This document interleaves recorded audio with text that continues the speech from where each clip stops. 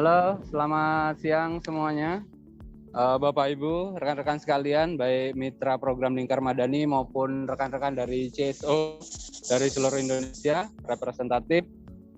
Terima kasih banyak hari ini sudah bergabung dengan kita. Mohon maaf saya opening remarks-nya ini dari jalan karena kebetulan saya sedang berada di Bali ya. Tapi bukan Bali Denpasar, tapi ini Bali G. Jadi dari Medan ke Panyabungan. Rekan-rekan sekalian, hari ini kita bersama I'm on my way.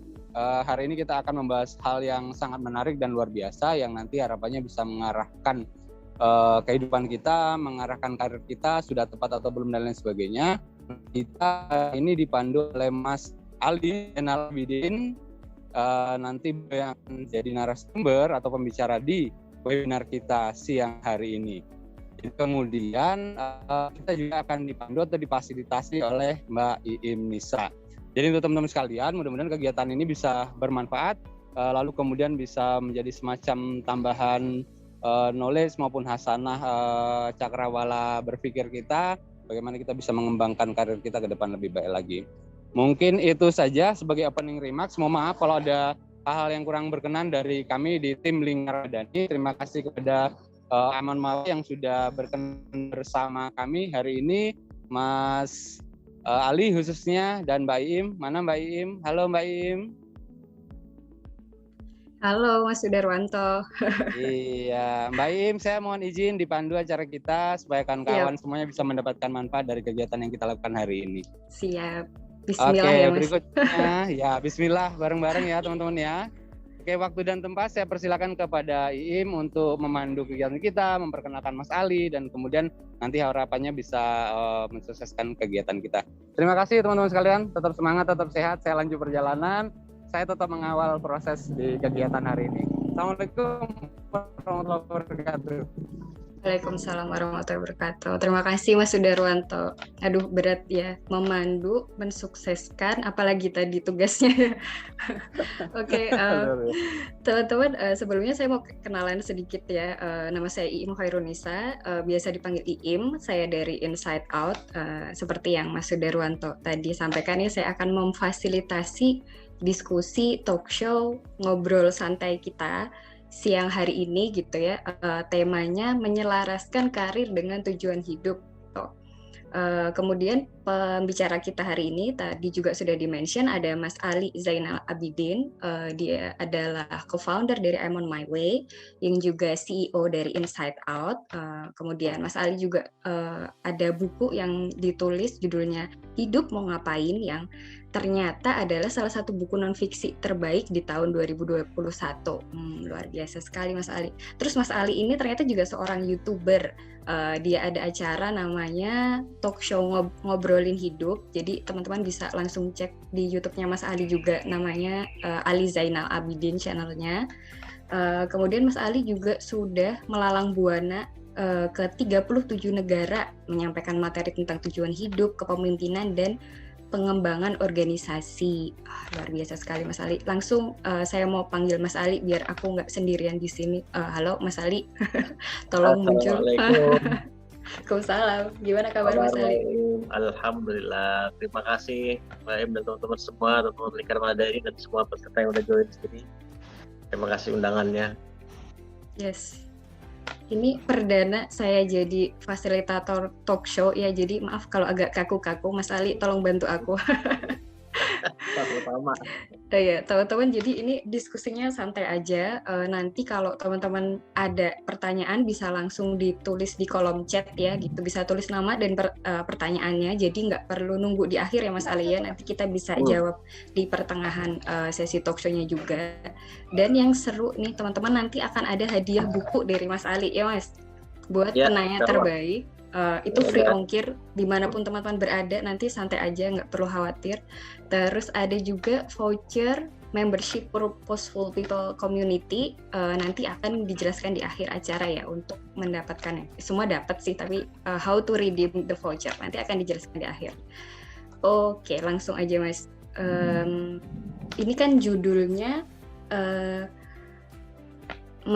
menyelaraskan karir dengan tujuan hidup nih Mas. Aku tuh pertama kali baca judulnya gitu ya Mas, itu langsung kepikiran, emang gimana sih Mas gitu caranya menyelaraskannya gitu. Monggo Mas Ali.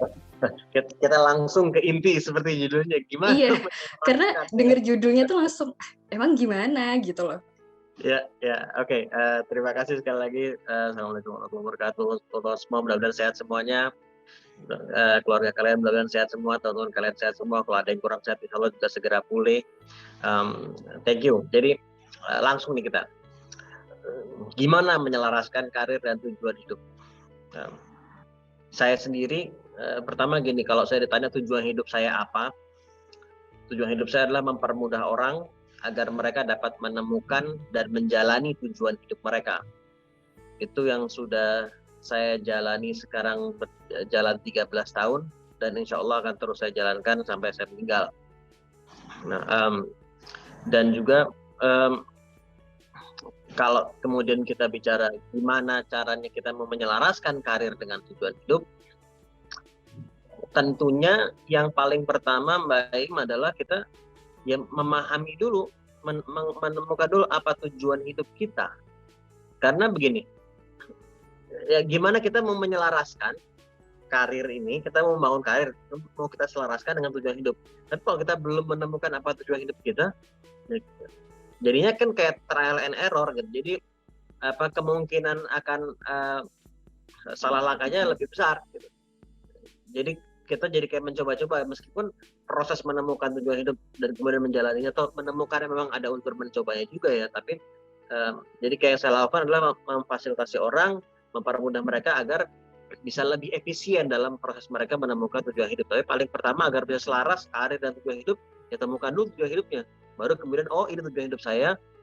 Oke, sekarang saya gimana agar saya bisa mulai menyelaraskan tujuan hidup ini sebagai bagian dari karir saya. Kurang lebih begitu. Oke, yang pertama berarti menemukan tujuan hidup ya, Mas. Berat nih kayaknya. Oke. Biasanya orang-orang tuh ngomongin karir, tujuan hidup gitu ya, itu tuh banyak challenge-nya itu ada ini Mas, istilahnya quarter life crisis gitu, atau midlife crisis gitu Mas.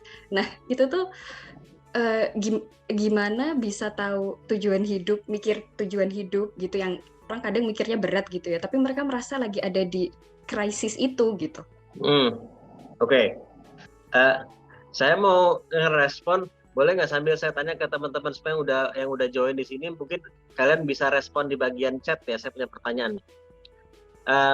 Kalian pernah atau enggak, dan mungkin Mbak Im juga nih, pernah atau enggak paling nggak sekali aja seumur hidup punya pertanyaan sama diri sendiri, pertanyaan-pertanyaan yang bunyinya kurang lebih lah ya, di area-area seperti sebetulnya tujuan hidup saya apa sih, atau sebaiknya saya berkarir di bidang apa ya, atau bakat-bakat gue apa sih, atau passion gue apa aja sih. Pertanyaan-pertanyaan yang kurang lebih di area seperti itu. Kalau pernah atau nggak pernah, paling nggak sekali seumur hidup tuh. Nah, mulai pada terus ya. Pernah, oke. Coba saya sambil baca nih. Iya nih, udah ramai Mas di chatnya banyak. Sedang, gitu ya. Tapi seperti sudah dapat jawabannya, wow, top. Oke, pernah banget. Oke.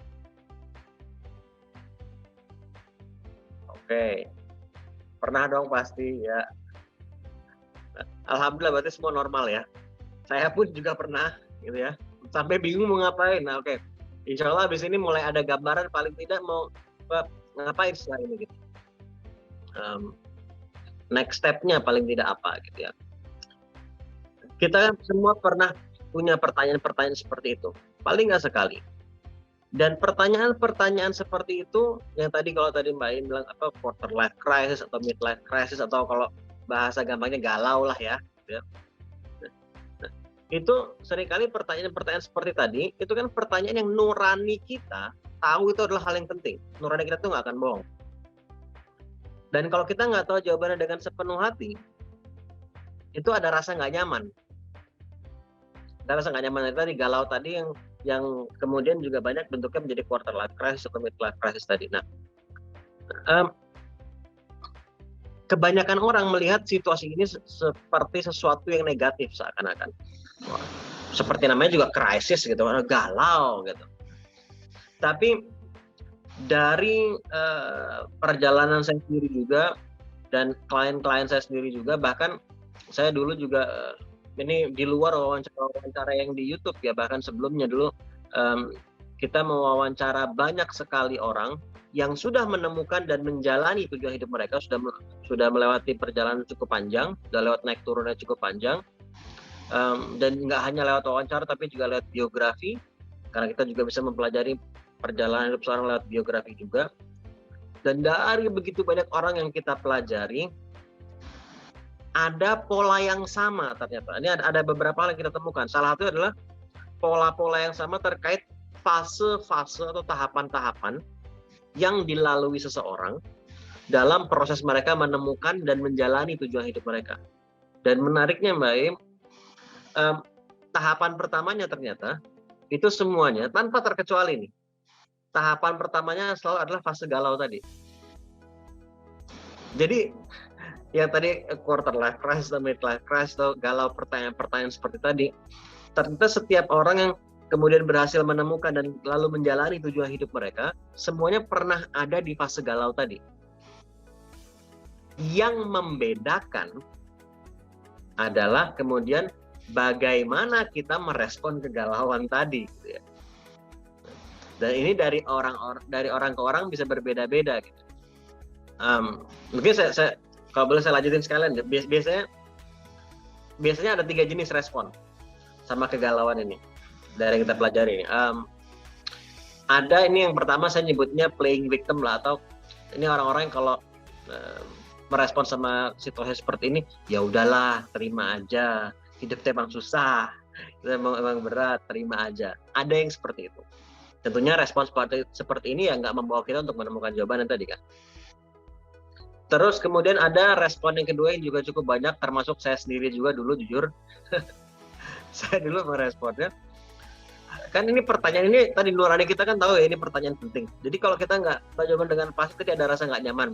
Tapi lama-lama pusing ngurusin begini. Tapi ya udahlah gue ketemu temen kayak, atau gue mungkin ya hangout kemana, atau gue mungkin olahraga, atau gue melakukan aktivitas lain, apapun itu, aktivitas yang bagus-bagus aja, tapi nggak menjawab pertanyaan sebetulnya.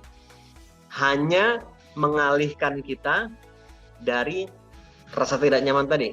Tapi nanti tinggal tunggu waktunya, pertanyaan-pertanyaan tadi ya akan datang lagi juga. Gitu. Ini respon yang kedua, dan gue dulu termasuk orang yang juga merespon dengan respon kedua, jujur aja nih. Dan kemudian ada respon ketiga, yaitu ya mereka yang betul-betul berusaha untuk menemukan jawabannya gitu. Put effortnya, energinya, waktunya untuk betul-betul menemukan jawabannya. Dan mereka yang berhasil menemukan dan kemudian menjalani tujuan hidup mereka, tentunya juga adalah mereka yang merespon dengan respon ketiga ini gitu. Jadi makanya kalau ada di situasi yang galau tadi ya, quarter life crisis atau midlife crisis, ada kegalauan, pertanyaan-pertanyaan seperti tadi, gue justru mau bilang congratulations, selamat. Jadi itu bukan sesuatu yang negatif. Artinya apa? Karena artinya itu justru keren, artinya lu udah on the right track. Karena semua yang kemudian berhasil menemukan dan lalu menjalani tujuan hidup mereka pun juga pernah ada di fase itu. Tinggal bagaimana lu ngeresponnya. Nah, jangan sampai kita merespon dengan respon pertama atau kedua tadi. Atau kalau saat ini masih seperti itu ya, waktunya kita mulai menyadari ini dan mulai berpindah untuk mulai merespon dengan respon ketiga. Nah, sebetulnya ada yang mau gue ceritain juga tentang respon ketiga, tapi mungkin sampai sini dulu. Ntar kalau nggak nyerocos terus bentar akhirnya. Aduh, aku merasa tertohok nih Mas dengan kata-kata Mas Ali gitu. What kind of response gitu yang diberikan gitu ya. Aku flashback ke belakang, malah jadi curhat. Jadi kayak, oke, aku hangout aja lah, oke, aku menyibukkan diri dengan ini itu gitu. Tapi di dalam hati itu sebenarnya pasti, sebenarnya itu tuh pasti ngerasa nggak enak gitu. Bener-bener setuju banget. Oke. Sama, gue dulu juga gitu. Ya, mungkin teman-teman juga ada yang merasakan hal sama, bisa sharing di chat juga, bisa sekalian kalau ada pertanyaan bisa langsung ditulis ya. Jadi Mas tadi, terus kalau udah respon ketiga nih Mas, aku tahu beberapa orang yang sudah berusaha untuk menemukan gitu kan, memberikan respon yang ketiga gitu, tapi kadang mereka tuh masih ragu juga gitu. Ini bener nggak ya tujuan hidupku gitu, misalkan yang aku jalani kayak gitu masih ragu. Kalau kayak gitu gimana Mas? Ya, Jadi kitanya sendiri sudah bertekad gitu ya. Oke, gue ingin betul-betul menjawab pertanyaan ini gitu. Gue ingin betul-betul menemukan jawabannya. Tapi gimana caranya? Kalau gue suka pendekatan gue begini, kita treat diri kita seperti seakan-akan kita ini seorang detektif. Kan kita punya misteri ini, apa tujuan hidup gue? Itu kan misteri kan? Anggap aja kita detektif, kita punya kasus, ada misteri ini gitu. Coba deh, kalau ke teman-teman semua yang hadir, ada nggak detektif favorit? Ada nggak? Coba sambil ditulis, ada nggak detektif favorit? Siapa detektif favorit kalian? Aku boleh jawab juga nggak, Mas? Boleh. Ayo, Aku suka Conan. Oh sama nih, Ayu juga Conan. Iya, sama kayak Mbak Ayu. Oh, Mas David juga. Oh, di Sherlock. Aku suka Benedict Cumberbatch terutama. Loh. Jadi sama ini, lu sekarang adalah detektif nih, anggap aja begitu. Lu punya misteri, misterinya adalah apa tujuan hidup gue mau menemukan itu, ya kan? Nah, yang paling pertama maka kita perlu memahami dulu misterinya itu sendiri, kasusnya ini gitu. Kita perlu memahami si kasusnya ini. Karena kalau kita ternyata salah paham sama apa kasusnya atau kurang memahami dengan tepat, ya akan semakin nggak efektif proses kita menemukan, kan? Semakin nggak efisien proses kita menemukan. Gue suka menganalisa kata, gitu, bahasa. Sebetulnya misteri ini, kasus ini, kan cuma terdiri dari 4 kata. Ya, 4 gimana nih? Ini kayaknya mirroring nih videonya nih. Nah, ini 4 katanya. Kata pertama adalah kalimatnya gini, apa tujuan hidup saya? 4 kata kan? Apa tujuan hidup saya? Kata pertama, apa? Tahu kan artinya apa itu apa? Kata terakhir, saya. Tahu kan arti saya itu apa? Nah, kok masih banyak yang kesulitan? Karena masih banyak orang yang salah paham sama frase yang di tengah. Kata kedua dan kata ketiga ini sebagai sebuah frase tujuan hidup. Ya. Menjadi sebuah frase. Nah, itu ibaratnya begini. Misalnya saya mau menemukan kacamata, ya. Misalnya saya mau menemukan kacamata. Tapi di pemahaman saya, misalnya di pemahaman saya kacamata itu bentuknya kayak begini nih. Misal gitu ya. Misalnya.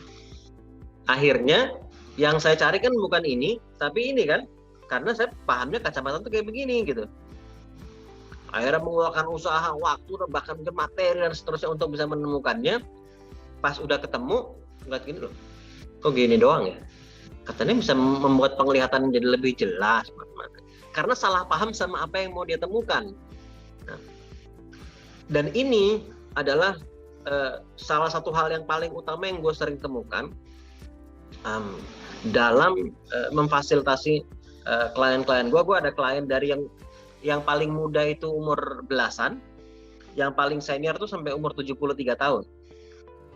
Dan ini dari lintas sektor, lintas negara, lintas budaya, lintas agama gitu. Dan masih banyak yang ada kesalahpahaman mengenai apa itu tujuan hidup. Sehingga meskipun sudah merespon dengan respon ketiga tadi, Mbak Im, tapi tadi masih banyak yang kesulitan, bahkan bertahun-tahun, bahkan berpuluh-puluh tahun ada. Karena mereka kira tujuan hidup itu A, akhirnya mereka mengeluarkan usaha waktu dan tadi untuk menemukan A, ternyata mereka salah paham. Jadi ya mudah-mudahan apa yang kita diskusikan dan apa yang gue share juga hari ini mungkin bisa membantu paling tidak untuk mulai mengklarifikasi dulu biar kita nggak salah paham dulu sama apa yang mau kita temukan. Mungkin sampai situ dulu. Salah paham tentang tujuan hidup gitu ya, Mas. What kind of kesalahpahaman gitu, Mas, memang biasanya tuh. Kayak aku masih belum terlalu paham gambarannya, soalnya boleh ada contohnya gitu nggak, Mas? Kesalahpahaman itu? Iya. Oke.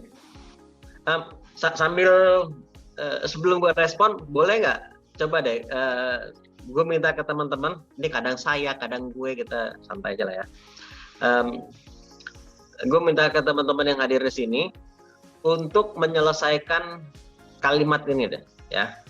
Nggak usah ditulis atau nggak usah ditulis ini untuk kalian sendiri aja, oke? Nggak usah di share di sini nggak apa-apa, tapi untuk kalian sendiri aja. Selesaikan kalimat ini. Sejauh yang saya ketahui, tujuan hidup saya adalah titik-titik. Sejauh yang saya ketahui, tujuan hidup saya adalah titik-titik. Ini nggak butuh waktu lama jawabnya. Kenapa? Karena yang awal kalimatnya adalah sejauh yang saya ketahui. Kalau saat ini kamu belum mengetahui apa tujuan hidup kamu, maka sejauh yang saya ketahui, tujuan hidup saya adalah sesuatu yang belum saya ketahui. Ya nggak apa-apa. Oke? Tapi coba tolong selesaikan kalimat tadi. Habis itu gue respon contoh kesalahpahaman. Ya. Sejauh yang saya ketahui, tujuan hidup saya adalah titik-titik. Nah, coba mungkin waktu 30 detik kali ya. Nggak usah lama-lama, karena kan sejauh yang kamu ketahui. Iya, dengar pertanyaan Mas Ali itu aku langsung pas set gitu Mas, langsung ada jawabannya gitu. Ada. Walaupun aku masih belum tahu ya apakah itu masuk salah paham atau enggak gitu ya. Aku akan menunggu jawaban dari Mas Ali dulu. Oke. Nah, mudah-mudahan tadi teman-teman semua sudah menuliskan. Sekarang gue kasih contoh. Ada beberapa kesalahpahaman. Hidup bahagia dunia akhirat, ya. Oke. Nah, ada yang share di sini, mau share di sini boleh, bukan boleh. Ada beberapa kesalahpahaman yang gue temukan. Salah satunya sebagai contoh ya. Kita kan sering membaca atau mungkin mendengar kalimat-kalimat seperti untuk mencapai tujuan hidupmu, dalam mencapai tujuan hidupmu, to achieve your life purpose, bla bla bla bla bla bla. Tujuan hidup itu bukan dicapai, tapi dijalani. Gue ulang ya. Tujuan hidup itu bukan dicapai, tapi dijalani. Kalau dicapai itu goals, target, ya kan? Nah, bukan target itu nggak penting, bukan life goals itu nggak penting. Goals itu sangat penting. Tapi jangan sampai disalahpahami sebagai tujuan hidup. Itu aja yang gue mau bilang. Goals itu penting, tapi dia punya fungsi yang berbeda dalam kaitannya dengan tujuan hidup.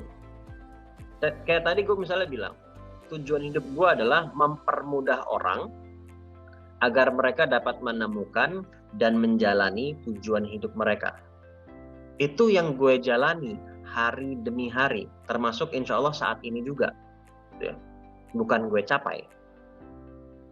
Tapi dalam menjalaninya, gue perlu membuat target pencapaian, goals. Ya. Misalnya ini tahun 2022 misalnya gue membuat target ada 1 juta orang yang bisa kita permudah agar mereka menemukan dan kemudian menjalani tujuan hidup mereka misalnya. Di akhir tahun 2022 evaluasi dong, tercapai atau tidak target 1 juta tadi kan? Nah, tercapai atau tidaknya target 1 juta tadi itu kan mengukur seberapa baik tahun ini gue menjalani tujuan gue. Tetapi angka 1 juta itu kan bukan tujuan hidup gue, it's just a goal. Goal yang sangat penting, tapi itu goals. Nah, banyak sekali orang yang mendefinisikan tujuan hidup mereka dalam bentuk pencapaian. Dan bahkan yang jangka panjang dan yang bagus-bagus gitu. Gue ingin punya uang sekian puluh miliar, atau gue ingin punya mobil ini, gue ingin pergi ke sekian negara, atau gue ingin membuatkan rumah buat orang tua gue ingin mengajikan orang tua gue, macam-macam dan bagus-bagus pokoknya. Oke. Terus kita put effort yang besar, ya kan, usaha yang besar untuk berhasil mencapainya. Sampai sekian waktu yang kita berhasil mencapainya, kemudian kita senang kan? Habis itu galau lagi. What's next? Dan ini adalah salah satu alasan kenapa gue masih lumayan banyak klien yang di atas 50 tahun. Biasanya yang di atas 50 tahun itu sering kali, hampir semuanya mungkin ya kalau gue ingat-ingat lagi ya, itu karena antara mereka emang bingung sama sekali, atau mereka selama ini berpikir bentuknya adalah pencapaian, dan setelah mereka mencapai mereka galau lagi. So, kalau tadi ketika lo menuliskan sejauh yang saya ketahui tujuan hidup saya adalah titik-titik, seandainya itu bentuknya adalah goals, pencapaian tertentu, maka maka lo juga masih salah paham juga. Tapi ini juga bukan sesuatu yang terus, ya aku salah paham, nggak usah terus jadi sesuatu yang kayak sedih atau berlarut-larut. Enggak. Ini artinya sekarang lu kan juga menemukan jawaban juga bahwa bukan itu. Gitu. Sekali lagi ya, goals itu penting, jangan salah paham. Tapi jangan sampai itu disalahpahami sebagai tujuan hidup. Ya, gue juga punya goals, baik goals yang berhubungan langsung dengan tujuan hidup gue maupun goals yang nggak berhubungan langsung, ya ada juga. Tapi jangan sampai itu disalahpahami sebagai tujuan hidup. Mungkin itu sebagai salah satu contoh ya. Sebetulnya ada beberapa sih Mbak Im, kesalahpahaman ini ya. Tapi mungkin sampai di situ dulu kali. Oke, siap. Nah, terus tadi kan aku udah cerita ya Mas, aku ada sekelebat gitu. Dan ternyata itu goals masuknya. Jadi harus ini harus yang tadi harus dikoreksi. Oke.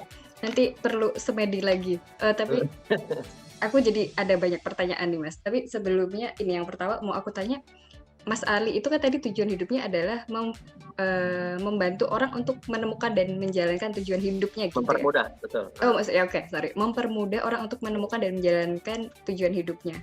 Ya. Kenapa ada dua kata di situ Mas? Menemukan dan menjalankan gitu. Kayak tadi Mas Ali bilang, Mas Ali itu sangat ini dengan kata gitu ya. Terus aku jadi penasaran kenapa ada dua kata di situ. Itu apakah itu hal yang berbeda atau gimana gitu? Ya. Gini, jadi antara menemukan dan menjalani tujuan hidup itu dua hal yang memang tentunya ya sangat berkaitan ya. Tapi itu dua hal yang berbeda, prosesnya berbeda, tantangannya berbeda, rasa takut yang dihadapi berbeda, gitu ya. Dan dari apa yang gue pelajari juga, dari riset-riset kita juga, salah satu perbedaan yang sangat menarik nih gue sekalian share tentang menemukan dan menjalani tujuan hidup adalah dalam prosesnya. Kalau kamu sedang dalam fase menemukan, ya, sedang dalam fase menemukan, maka lebih banyaklah untuk menggunakan atau berinteraksi dengan rasa dan hati nurani ketimbang logika.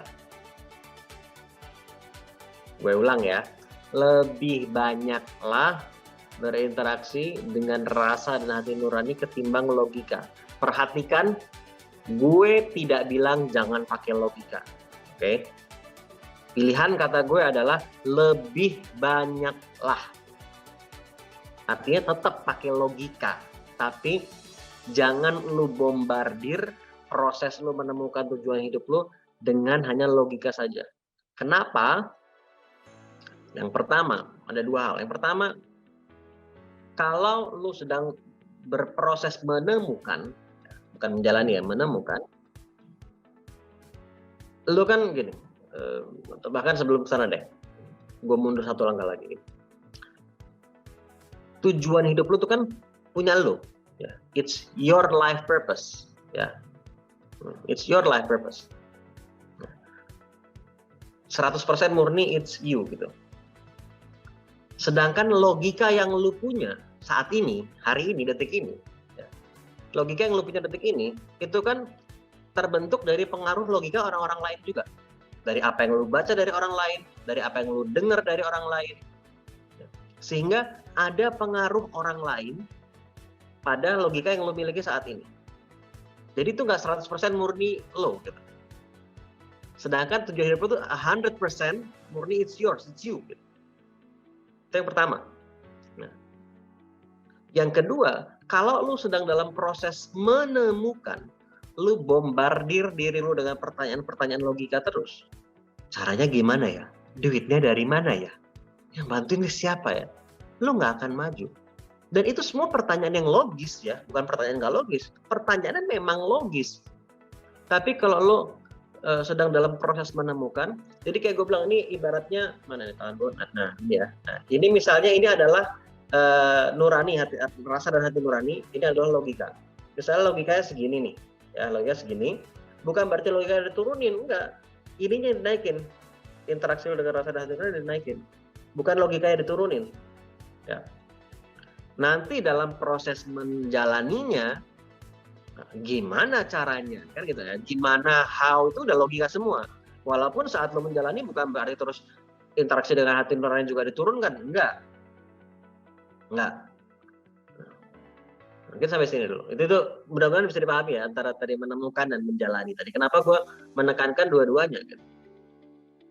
Bukan hanya soal menemukan, tapi juga menjalani. Karena ada juga Mbak Im, mereka yang sudah menemukan tapi nggak menjalani, atau menjalani tapi nggak konsisten.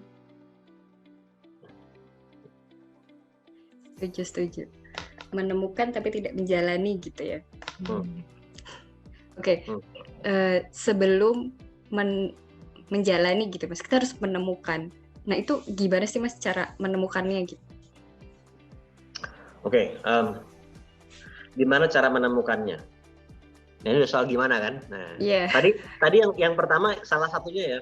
Pertama kita pahami dulu apa itu tujuan hidup. Mungkin kayaknya gue belum share malah. Apa sih sebetulnya? Jadi sebenarnya tujuan hidup itu apa kan gitu kan? Ya kan? Nah gue akan share setelah ini. Jadi memahami apa itu tujuan hidup. Kemudian yang nggak kalah pentingnya adalah memahami kesalahpahamannya. Jadi agar kita cross check ya. Nah, kenapa meskipun seandainya sudah tahu tujuan hidup itu apa, kenapa kok masih perlu untuk mengidentifikasi kesalahpahaman? Karena kalau dari yang gue perhatikan, dari yang gue observasi, kesalahpahaman ini sudah cukup tertanam di benak banyak orang di masyarakat. Nah, jadi kita perlu cross check lagi, ya, dan juga caranya juga tadi salah satunya adalah tadi make sure lo juga lebih banyak berinteraksi dengan rasa dan hati nurani. Nah, ini gambaran besar dulu. Nah, tapi coba mungkin gue share kali. Jadi apa sebetulnya life purpose gitu kan? Tujuan hidup itu apa? Gue mulai dengan sebuah pertanyaan deh. Coba deh, kalau ini gue sekarang Zoom ini lewat pakai handphone, ya.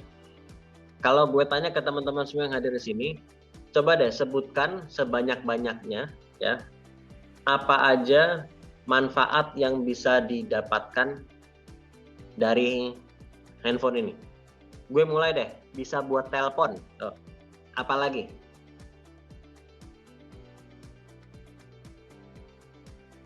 Nulis, chatting, oke, apalagi? Catatan, ya. Belajar, oke.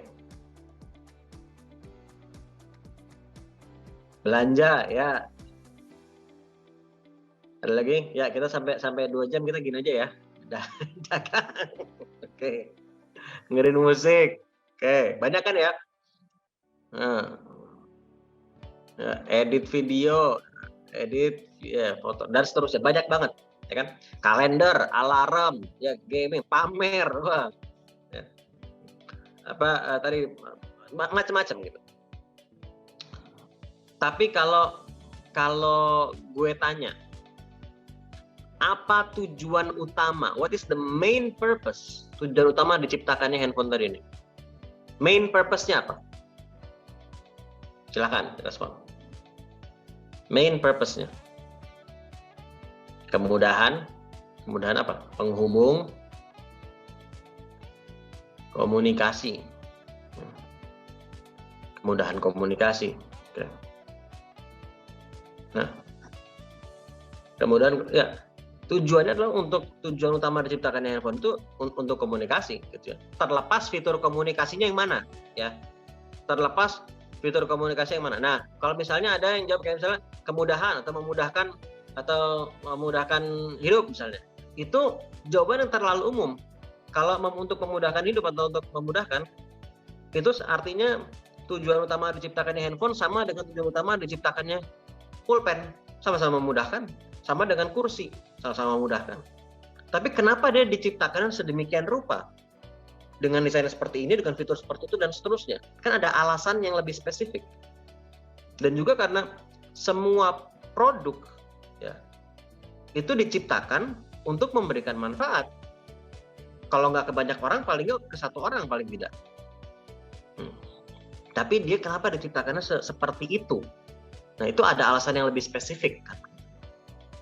Dalam hal handphone ini, ya dia untuk berkomunikasi, terlepas fitur komunikasinya yang mana gitu kan. Mau telepon, mau sosial media, mau email, mau Zoom gitu. Karena lu nggak akan misalnya lu pergi ke toko mau beli handphone gitu, terus yang jual bilang, handphone ini Pak atau Bu, ini kalkulatornya, kamu baru mikir aja angkanya, dia tahu udah bisa baca pikiran kamu, terus langsung ngasih hasilnya. Kameranya, kamu ngeliat sesuatu, kamu pengen motret, dia langsung bisa terbang sendiri handphonenya, bisa motret apa yang kamu mau dengan angle yang paling keren, sesuai selera kamu gitu. Wah keren banget. Iya, tapi ini nggak bisa dipakai buat komunikasi. Antara itu nggak lo beli, ya kan? Atau lo beli tapi itu bukan handphone, nama itu kalkulator yang keren banget atau kamera yang keren banget, kan gitu. Ya, bukan handphone namanya kalau nggak bisa dipakai buat komunikasi. Nah, jadi tadi kenapa kita bilang main purpose-nya sebagai komunikasi? Karena handphone tadi dia memberikan manfaat terbesarnya ya ketika dia digunakan sebagai sarana komunikasi. Terlepas fitur komunikasinya yang mana ya? Perhatikannya, gue belum selesai nih, gue mau menyelesaikan dulu. Perhatikan baik-baik. Dia memberikan manfaat terbesarnya ketika dia digunakan sebagai sarana komunikasi. Terlepas fitur komunikasinya yang mana. Mau lewat telepon, mau lewat sosial media, apapun. Meskipun betul memang ada situasi-situasi di mana fitur yang bukan komunikasi juga bermanfaat. Kayak misalnya alarm. Ada situasi di mana alarm sangat bermanfaat kan?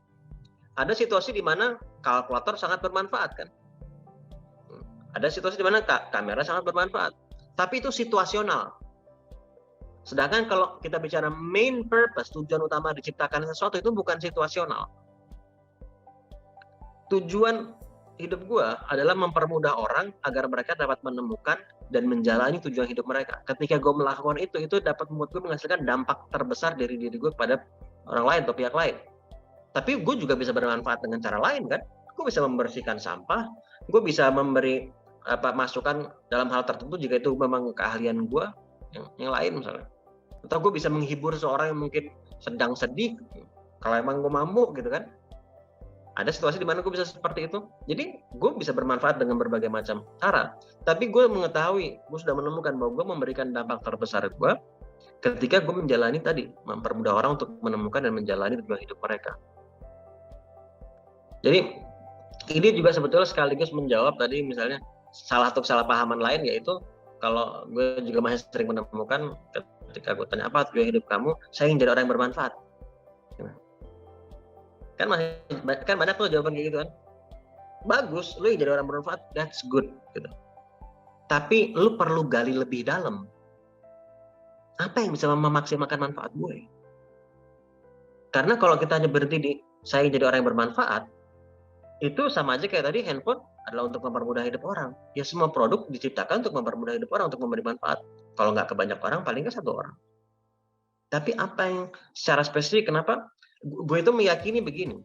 Begitu juga kalau misalnya nih dari sisi agama bahkan. Tujuan hidup kita adalah kita ingin untuk beribadah gitu. Nah, gue juga meyakini seperti itu. Gitu. Gue meyakini seperti itu. Dan insya Allah yang gue lakukan sekarang pun ini gue niatkan sebagai bagian dari ibadah, mudah-mudahan insya Allah diterima sebagai bagian dari ibadah. Nah, tetapi ketika gue bilang tujuan hidup, yang gue maksud itu adalah dari individu ke individu, Mbak. Jadi kayak yes manusia secara umum betul, tapi kan ada alasannya kenapa Mbak Im diciptakan seperti itu, ada alasannya kenapa Al diciptakan seperti ini, Mas Edo diciptakan seperti itu, dan seterusnya. Gue yakin Tuhan tuh menciptakan kita bukan tanpa alasan yang jelas. Itu yang gue yakin ya, orang mau beda pendapat sama gue ya tentu silahkan, gue hormati juga. Tapi gue meyakini setiap individu diciptakan tuh dengan keunikan, bukan tanpa tujuan. Dengan bakat masing-masing, dengan berbagai macam keunikan kita, itu bukan nggak ada alasannya. Dan alasan dari individu ke individu kenapa diciptakan seperti itu yang gue maksud dengan tujuan hidup. Dan juga bukan yang kayak ya untuk masuk surga gitu. Ya gue juga yang masuk surga. Itu nanti setelah kita hidup di ini, tujuan hidup kita di dunia nih gitu. Umumnya ya gambaran besar, payung besar yang bermanfaat dan beribadah ya. Tapi kenapa keunikan kita masing-masing itu ada alasannya kenapa kita diciptakan seperti itu, dan itu yang gue maksud dengan tujuan hidup. yang spesifik, yang uniknya itu, bukan yang payung besarnya. Jadi ketika gue bilang mempermudah orang untuk menemukan tujuan hidup, itu yang gue maksud adalah yang spesifiknya, bukan payung besarnya. Nah, lama banget gue nyerocos nih. Pause dulu deh. Mudah-mudahan sedikit dengan ini nih.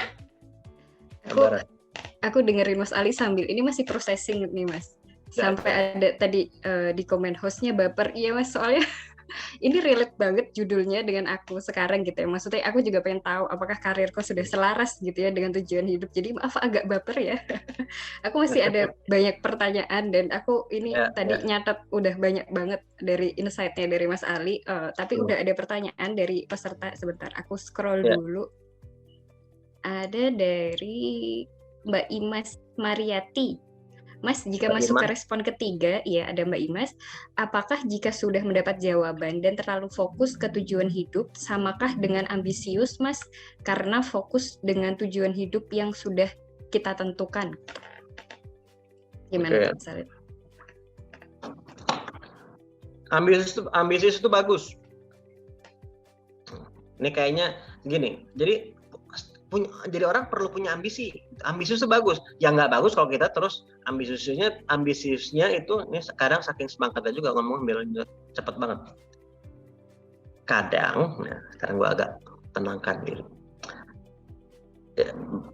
Yang nggak bagus itu adalah kalau kita ambisius dalam konteks sampai merugikan orang lain, merugikan diri sendiri juga, menghalalkan segala cara, itu yang udah nggak benar. Jadi memang kata ambisius itu sekarang konotasi jadi sangat negatif gitu kan, ambisius gitu. Tapi kalau kita kembalikan ke akar katanya, maknanya, itu sebetulnya keinginan yang besar sekali. Dan itu bagus. Gue punya ambisi dalam menjalani hidup gue. Dan menurut gue itu penting. Malah banyak orang yang masih nggak tahu, nggak usah ngomongin tujuan hidup, goals aja deh. Tadi kan gue bilang life purpose, tujuan hidup dengan goals itu berbeda. Nah, nggak usah ke level tujuan hidup dulu, ke level goals aja dulu. Banyak orang yang bahkan goals mereka tuh mau melakukan apa, ingin mencapai apa, masih banyak yang nggak tahu. Jawaban yang gue sering terima masih banyak kayak, ya, saya ingin hidup yang bahagia, saya ingin sukses, saya ingin jadi orang bermanfaat. Sekali lagi it's good, tapi itu jawaban orang yang masih nggak tahu sebetulnya apa yang mereka mau. Nah, jadi perlu lebih spesifik, karena apa? Cara kerja otak kita akan bekerja lebih efektif kalau ada perintah yang lebih spesifik juga. Ada arahan yang lebih spesifik. Misalnya gini, saya ingin kaya. Oke?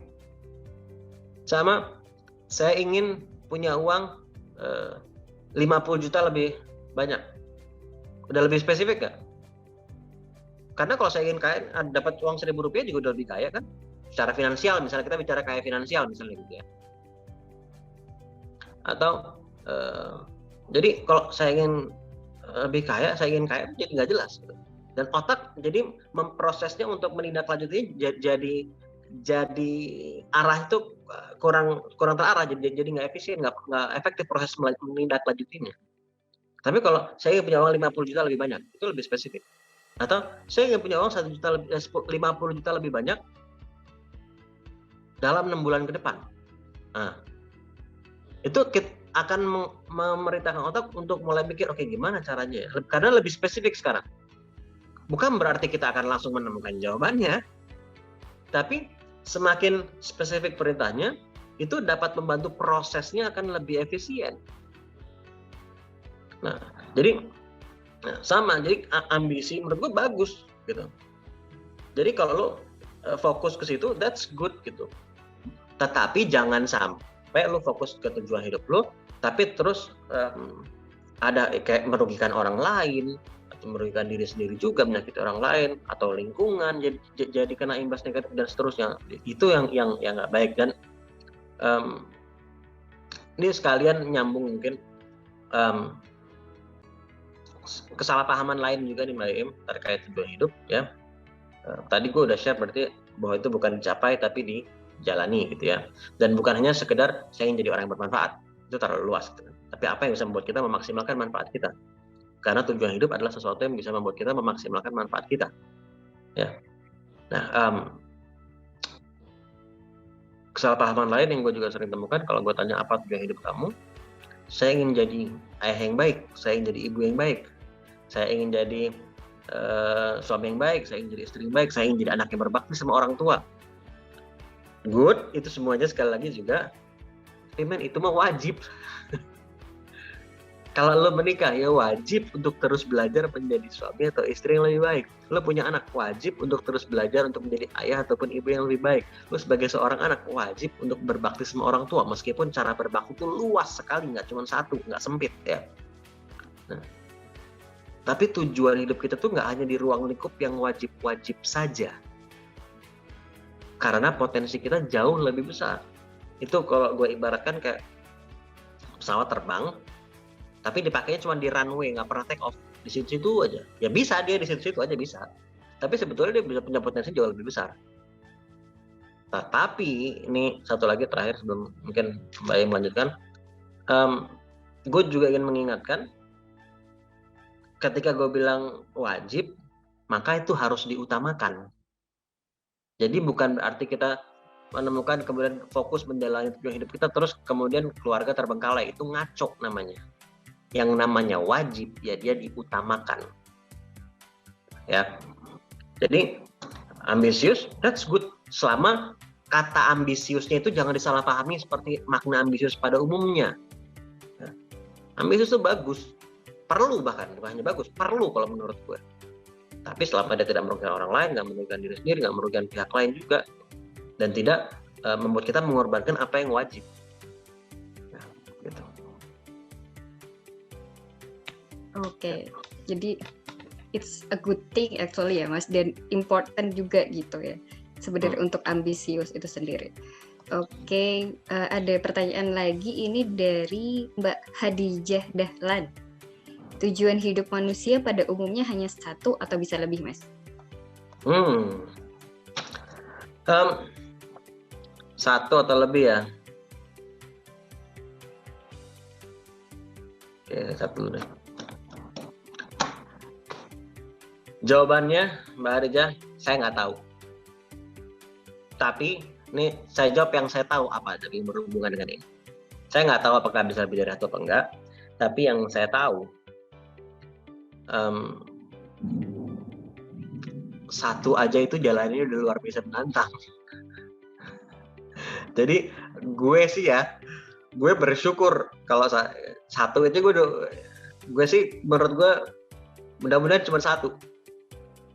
Ya, karena satu aja udah luar biasa challenging gitu, menjalani tantangannya luar biasa banyak banget gitu. Gue nggak kebayang kalau tujuan hidup gue 2 atau 3 gitu. Kalau goals, sekali lagi ya, kalau goals mau 4, 5, 6 dan seterusnya silakan tentunya. Tapi kalau tujuan hidup satu aja udah luar biasa kelimpungan menjalani. Tapi ketika gue bilang kelimpungan, di sisi lain tapi juga fulfilling, ada kepuasan batin yang luar biasa juga dalam menjalaninya. Jadi kita merasa ini memang ini susah, emang ini nggak gampang, ini menantang banget, tapi worth it gitu. Nah, jadi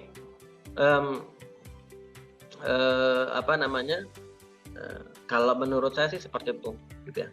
Apakah satu atau enggak, saya jujur nggak tahu. Dan juga ketika satu aja itu, meskipun spesifik tadi kayak mencoba tadi ya, mempermudah orang untuk menemukan dan menjalani tujuan hidup mereka, atau misalnya tujuan hidup seorang lain, misalnya membantu pasangan suami istri agar menjalani pernikahan yang harmonis, misalnya contoh gitu ya. Mungkin terkesannya sangat spesifik ya, tapi itu bukan berarti sempit. Gue ini nggak nyangka sama sekali bahwa dalam menjalani tujuan hidup gue harus belajar mengenai biologi. Apa hubungannya gitu kan, kok sampai biologi? Karena gue menemukan tadi kan nggak hanya soal mempermudah orang untuk menemukan tujuan hidup, tapi juga untuk menjalaninya. Dan ternyata agar orang dapat menjalani dengan konsisten, gue mengidentifikasi bahwa ya setiap tindakan orang didahului oleh keputusan, kan? Dan setiap keputusan itu dipengaruhi oleh kondisi emotion kita saat kita membuat keputusan, sadar atau bawah sadar. Sehingga itu membawa gue untuk mempelajari mengenai emotion, mengenai perasaan, dan itu membawa gue mempelajari mengenai hormon, neurotransmitter, cara kerja otak sampai ke biologinya, neuroscience-nya. Tadinya nggak kebayang gue mempermudah orang untuk menemukan dan menjalani tujuan hidup. Nggak kebayang harus sampai nggak kebayang harus sampai mempelajari sisi biologi. Itu hanya salah satu ya. Jadi di antara berbagai macam hal lain yang gue nggak sangka harus gue pelajari, dan ketika gue bilang pelajari bukan hanya di permukaan tapi betul-betul mendalami benar-benar gitu, sangat serius mendalaminya. Jadi satu aja tuh dalamnya sudah sangat luas. Jadi menurut gue ya, mudah-mudahan cuma satu. Kalau kita bicara tujuan hidup, kita bukan bicara goals, bukan bicara dalam konteks apa manusia tadi secara luas untuk bermanfaat atau untuk beribadah, bukan dalam konteks itu, tapi dalam konteks spesifik dari individu ke individu. Oke Mas Ali, jadi satu aja udah berat gitu menjalankan, maksudnya bukan berat ya, tapi responsibility-nya juga udah besar gitu. Nah, relate ke situ juga Mas, kalau ada satu, tapi bisa berubah nggak sih Mas tujuan hidup kita gitu? Tujuan hidup kita bisa berubah atau enggak? Oke, gini. Coba, bentar. Ini gue minta waktu ya. Bentar. Gue terpikir, ini gue bisa share dokumen kan ya? Oke, teman-teman semua kan bisa ngelihat ke layar ya. Coba kita main tebak-tebakan deh sebentar. Oh, taruh dulu. Sebentar nih, Mbak Im ini ada dari. Iya. Dari Mbak Pati nih Pak. Jawabannya nggak relate. Okay. Pertanyaan dari Mbak Imas itu, apakah jika sudah mendapat jawaban terlalu fokus, apakah sama dengan ambisius? Terlalu fokus itu apa? Apa maksud terlalu fokus? Maksudnya terlalu fokus itu kan harus jelas. Jangan-jangan kita punya pemahaman berbeda antara yang saya pahami terlalu, standar terlalu dari orang ke orang itu bisa berbeda-beda. Terlalu fokus menurut Mbak Imas atau menurut Mbak Im atau menurut saya bisa beda, jangan-jangan. Jadi apa? Makanya tadi saya bilang, selama dia tidak sampai berdampak merugikan orang lain, merugikan diri kita sendiri, atau jadi merugikan pihak lain gitu. Jadi nggak hanya untuk diri sendiri aja gitu. Tapi kalau bilang terlalu itu apa? Nah, makanya tadi saya bilang standar saya mengenai terlalu ya, itu adalah kalau sampai merugikan orang lain, merugikan diri sendiri, merugikan pihak lain, menghalalkan segala cara dan seterusnya. Itu terlalu menurut saya. Atau apa, sampai mengorbankan yang wajib tadi seperti keluarga tadi, itu terlalu menurut saya. Nah, tapi itu menurut saya, jangan-jangan orang lain punya standar terlalu yang berbeda, saya nggak tahu. Gitu ya. Nah, coba tadi ini kita gini deh, tadi menjawab pertanyaan dari Mbak Im, saya coba share dokumennya. Kita tebak-tebakan sebentar ya. Ya, coba saya cari sebentar.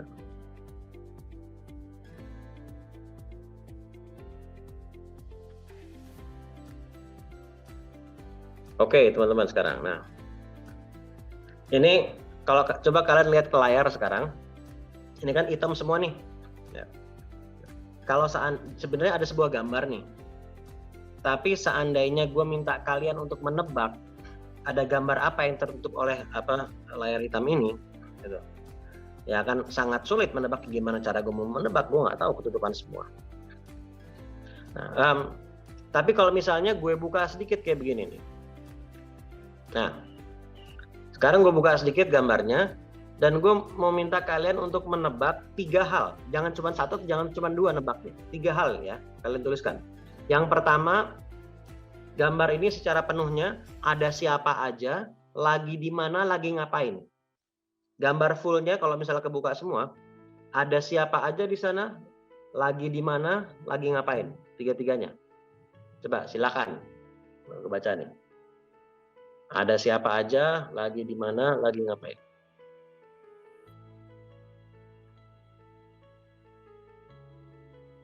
Kan.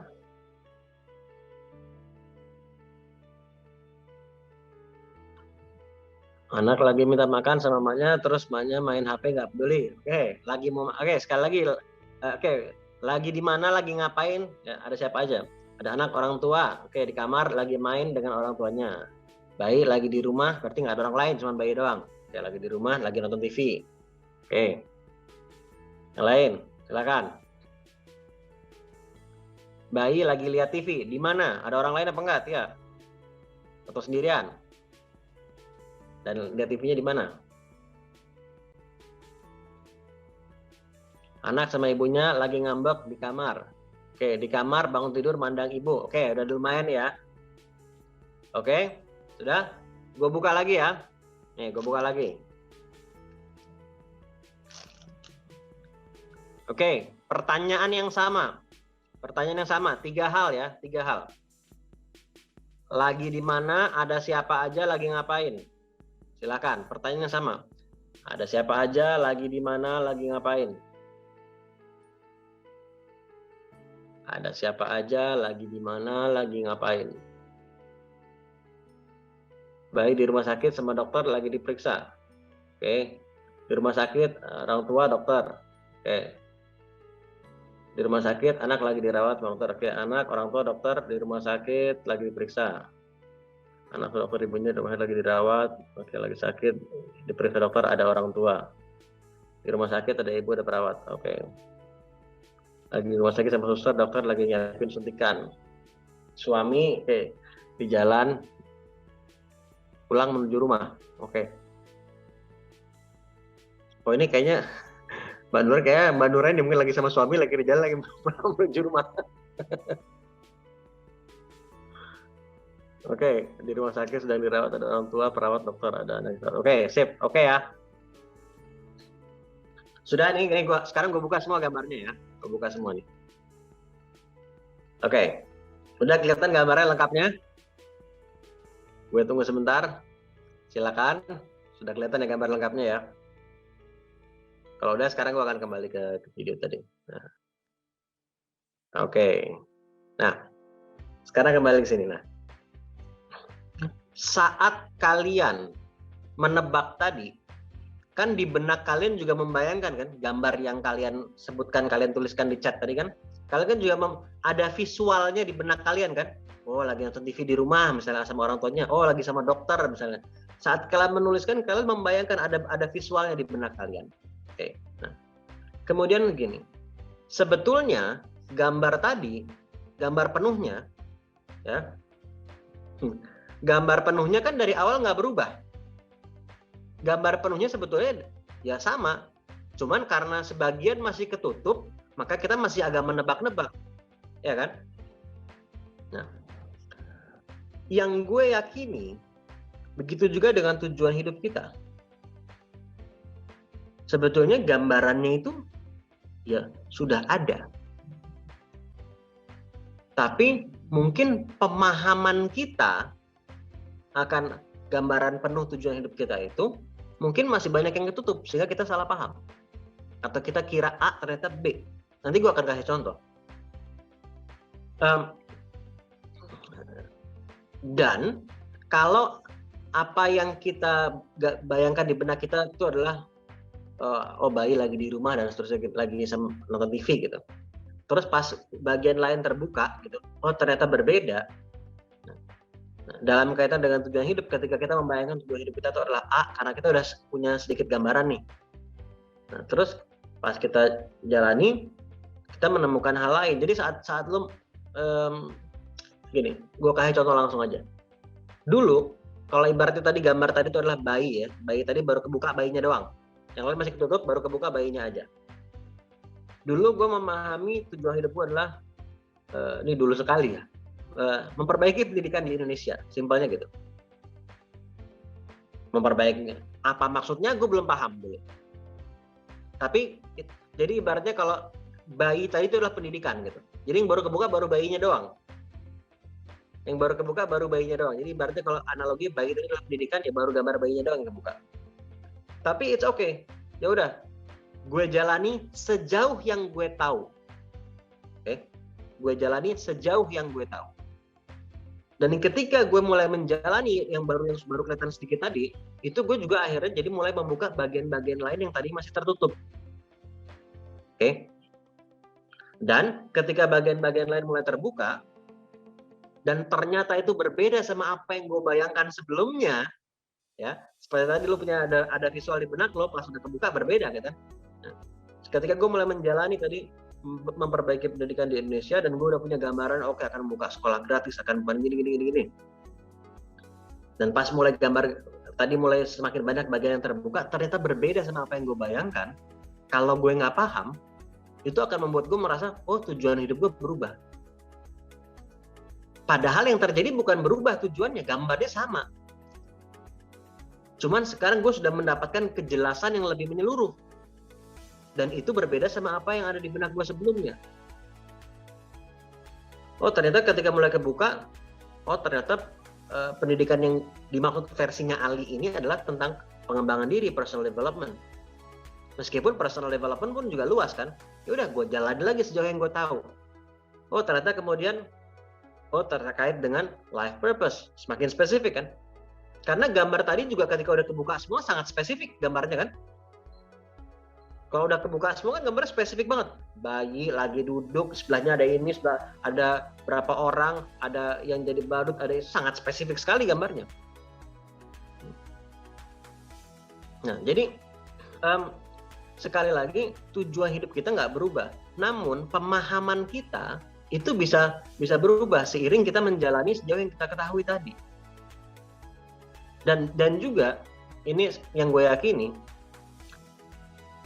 gue tuh yakin Tuhan itu tidak menciptakan kita dengan tujuan kita yang spesifik tadi, kemudian di tengah jalan ganti aja deh.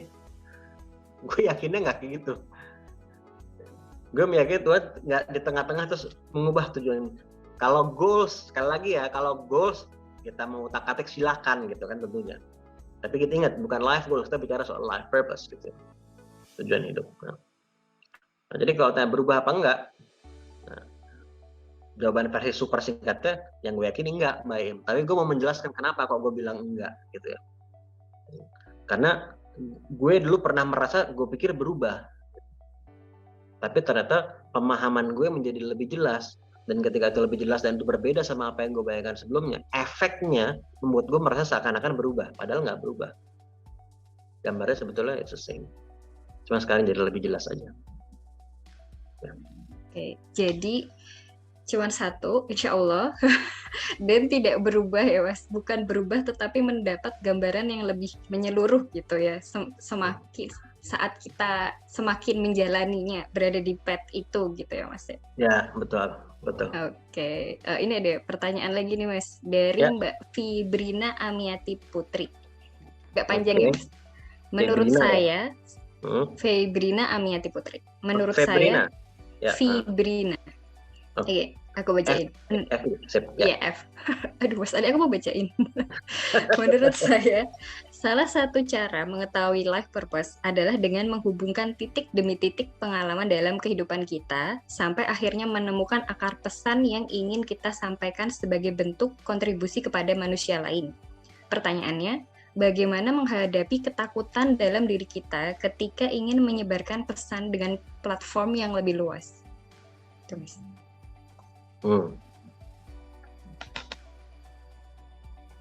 Oke. Salah satu cara tadi menghubungkan titik tadi, ya betul, memang salah satu bagian prosesnya adalah menghubungkan tadi ke belakang, ya.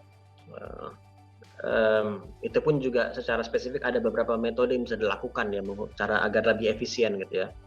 Menghubungkan apa yang perlu kita tanyakan, bagaimana proses menggalinya dan seterusnya, itu ada metodenya gitu sebetulnya. Kalau mau lebih efisien prosesnya ya.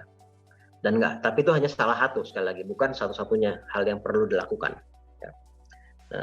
Dan kemudian bagaimana menghadapi ketakutan tadi, ya, bagaimana menghadapi ketakutan tadi. Begini, ini jawabannya sebetulnya adalah kuncinya lah, kalau menurut saya. Ya. Kita perlu mengupgrade kemampuan kita dalam mengelola emosi. Karena nggak bisa hanya dengan apa yang harus gue lakukan saat gue sedang takut. Kalau bagaimana menghadapi rasa takut, ketakutan dalam apa untuk menyebarkan lebih luas tadi gitu. Tapi kalau gue perlu ngapain saat gue takut, gimana gue ngeresponnya? Ya mungkin ada beberapa hal, ya betul. Tapi itu akan berat sekali kalau hanya fokus sama apa yang perlu gue lakukan saat gue sedang takutnya menghadapi ketakutannya. Itu sama aja kalau gue ibaratkan begini. Lu ada ujian matematika yang sulit gitu ya, atau ujian fisika gitu deh. Ini ketahuan berarti gue emang gak suka matematika sama fisika. Buat gue itu sulit gitu. Lalu ujian tertentu ada soal yang susah, terus lu baru saat menghadapi ujiannya, saat ujiannya sedang berlangsung, terus gimana caranya menghadapi ujian ini ya? Ya akan lebih sulit dong kalau lu mulai berpikir gimana caranya saat lu sedang menghadapi ujiannya. Karena lu udah under pressure, kan gitu kan? Kuncinya apa? Persiapan lu sebelum ujian kan? Seperti apa? Kalau lu sudah mempersiapkan diri, itu pun aja nggak menjamin lu akan 100% berhasil. Tapi meningkatkan probabilitas lu untuk lebih berhasil menghadapinya kan gitu. Nah begitu juga dalam menghadapi rasa takut. Jadi gue mau masuk ke akarnya nih, gue nggak mau merespon dengan tips and tricks dalam menghadapi saat nggak. Gue mau kalau bisa ke akar sekalian. Luangkan waktu, energi gitu. Bukan cari waktu ya, cari waktu pasti ada aja kesibukan lain. Tapi luangkan, prioritaskan. Ya. Untuk mempelajari how to manage your emotion. Karena fear, rasa takut itu adalah emotion. Dan rasa takut itu tidak negatif. Kalau kita tahu bagaimana mengelolanya. Sebagaimana semua perasaan, rasa takut, rasa marah, rasa bersyukur, semua perasaan itu baik, ada fungsinya, ada manfaatnya. Kalau kita nggak punya rasa takut, bahaya banget. Ada binatang buas, kita santai aja gitu, ya enggak lah gitu. Rasa takut itu ada pesan yang disampaikan. Setiap emotion itu punya pesan masing-masing. Fear atau rasa takut, pesannya adalah lu perlu bersiap-siap atau lu perlu mempersiapkan diri dan atau ada sesuatu yang perlu lu hindari. Itu pesan dari rasa takut. Jadi kalau misalnya lu mau menyeberang jalan tapi lu takut dan lu fokus sama rasa takutnya, akhirnya lu jadi antara lu nggak jadi nyebrang karena takut, akhirnya lu nggak sampai ke tujuan, atau karena lu takut, akhirnya lu jadi tergesa-gesa, akhirnya lu bisa nggak sampai juga ke tujuannya karena tergesa-gesa jadi berbahaya. Jadi fokusnya adalah fokus sama pesan yang mau disampaikan. Itu ibaratnya kalau misalnya Mbak Im bilang sama gue, Mas Ali itu ada si A misalnya teman gue gitu. Oh, dia sakit, dia ada di rumah sakit sekarang misalnya.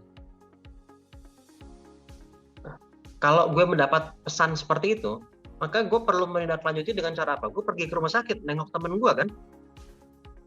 Yang ya gue terima kasih sama Mbak Im, udah dikasih tahu, sampaikan pesannya. Besok gue yang gue tindaklanjuti, fokus gue adalah ke yang sakit kan gitu kan, temen gue. Nah, Mbak Im hanya pembawa pesan. Nah, emotion atau perasaan itu adalah pembawa pesan. Jadi kayak tadi setiap emotion punya pesan masing-masing. Fear kayak tadi saya bilang, pesannya adalah ada sesuatu yang perlu lo hindari dan atau lo perlu bersiap-siap. Nah, kalau kita fokus sama fear-nya terus, itu sama aja kita hanya fokus sama pembawa pesannya. Selama pesannya nggak ditindaklanjuti, ya fear itu akan ada terus. Karena dia mau ngasih tahu kita ini, lo perlu bersiap-siap gitu. Atau ini perlu lo hindari. Jadi kuncinya tadi kembali ke akarnya adalah upgrade diri lu untuk belajar bagaimana mengelola emotion. Jadi bukan hanya fear. Ketika lu belajar mengelola emotion, itu akan membuat lu lebih baik dalam mengelola berbagai macam emotion yang lain nantinya, nggak hanya fear aja ya. Kayak kalau kita mau bisa lu ke gym gitu, mau mengangkat beban yang berat gitu. Kalau langsung kemampuan lu sekarang cuma bisa mengangkat 10 kilo, langsung dikasih 25 kilo, ya lu nggak kuat gitu. agar lu bisa mengangkat beban yang lebih berat, ya lu perlu mempersiapkan diri sebelumnya kan, latihan dulu dan seterusnya. Jadi kuncinya itu adalah di sebelumnya, bukan di saat yang terjadinya. Kalau lu hanya mengandalkan apa yang harus gue lakukan saat itu terjadi, berat banget, men. Ya mungkin bisa, tapi lu akan berat banget. Nah, jadi menghadapi fear tadi, prepare sebelumnya. Saat lu lagi nggak ada rasa takut, pelajari bagaimana menghadapi rasa takut. Latihan sama hal-hal yang kecil-kecil itu banyak sekali hal yang bisa dilakukan. Lo mau baca buku mengenai hal itu, tapi bukan cuma belajar teorinya. Ketika gue bilang pelajari itu bukan cuma teori, praktekkan gitu. Dan pahami dan terima bahwa proses dalam mempraktekannya akan ada nggak enaknya, akan ada nggak nyamannya. Dan pada akhirnya kayak tadi,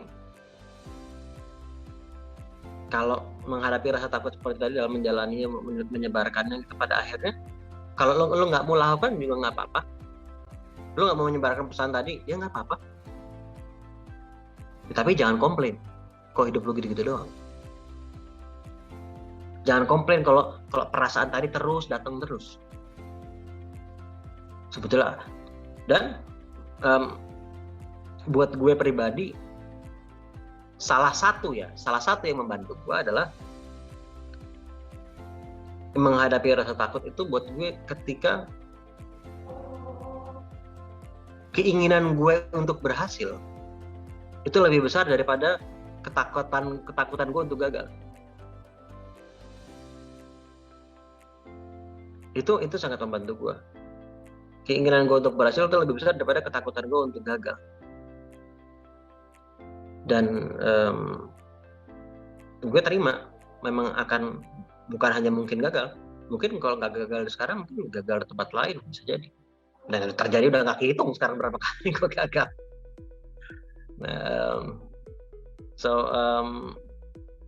Salah satunya itu, fear itu netral. Rasa takut itu bukan hal yang positif maupun bukan hal yang negatif. Sebagaimana pisau itu bukan positif, bukan negatif dampaknya. Tergantung sama satu, yang make tujuannya apa gitu kan. Tapi bukan hanya sekedar yang make tujuannya apa. Ada satu hal lagi. Tahu nggak cara makainya? Bisa jadi tujuan makainya udah baik, bisa jadi. Tapi karena nggak tahu cara makainya, bisa berdampak negatif. Begitu juga fear. Fear itu netral, selama satu, tujuan kita memanfaatkan itu baik, dan kedua kita belajar. Nah, sekali lagi ini gue tekankan sekali, belajar. Ada ilmunya. Ada ilmunya, seperti halnya lu belajar main gitar, belajar mengelola fear itu sama, skill yang perlu dipelajari. Dan seperti lu belajar main gitar, skill mengelola fear itu, mengelola rasa takut itu, ya butuh latihan, dan latihan pasti nggak nyaman. Dan pasti lu mau manggung, ya kan? Ya mending lu latihan dulu sebanyak mungkin kan, praktis dulu dong sebelum lu manggung. Karena saat lu manggung, tantangan lebih besar, ada tegangnya, ada takutnya, dan seterusnya. Kuncinya sekali lagi di preparation. Gitu Mbak. Mudah-mudahan tadi menjawab ya, Fibrina. Menarik banget Mas Ali. Ini ngomongin emosi itu another session ya Mas ya. Ini perlu ada session tersendiri gitu. Dan next week kan Mas, kayak ada sesi lagi dengan Mas Ali ya. Insya Allah tanggal nanti sambil dicek deh. Saya ingat itu tanggal 19 atau tanggal 20 gitu. Itu fokusnya di mastering emotion betul. Siap, nanti bisa dikepo-kepo teman-teman untuk sesi selanjutnya bahas tentang emosi gitu ya. Selanjutnya Mas Ali, ini ada pertanyaan dari Mbak Ayun, tapi agak panjang. Jadi aku copy di chat, Mas Ali coba baca sendiri ya Mas. Takutnya kalau aku yang menyampaikan nanti artinya berbeda. Mbak Ayun ya? Iya, udah di paling bawah. Ini udah aku copyin lagi, Mas Ali bisa baca. Oke, bentar. Teman-teman saya baca dulu ya pertanyaannya. Iya.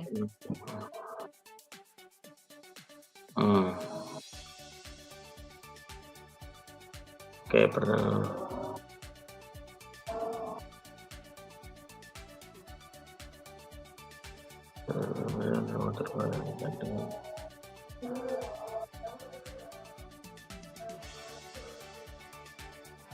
Oke, ini dari semua ini tadi kalimat pertanyaannya tadi adalah ketika kita sudah tahu tujuan, apakah bisa mengambil jeda istirahat dari seluruh aktivitas? Oke, itu fokus pada diri sendiri. Oke. Bukan hanya bisa tapi perlu. Ya, bukan hanya bisa tapi perlu. Ya. Kenapa? Karena kalau kita bicara analogi tadi handphone di awal tadi, handphone aja juga perlu di-charge gitu kan. Handphone juga perlu istirahat gitu ya, di recharge gitu. Sebagaimana diri kita juga. Kalau handphone tuh nggak di-charge ya dia tidak bisa menjalankan purpose-nya dengan optimal kan. Nah, sebagaimana diri kita.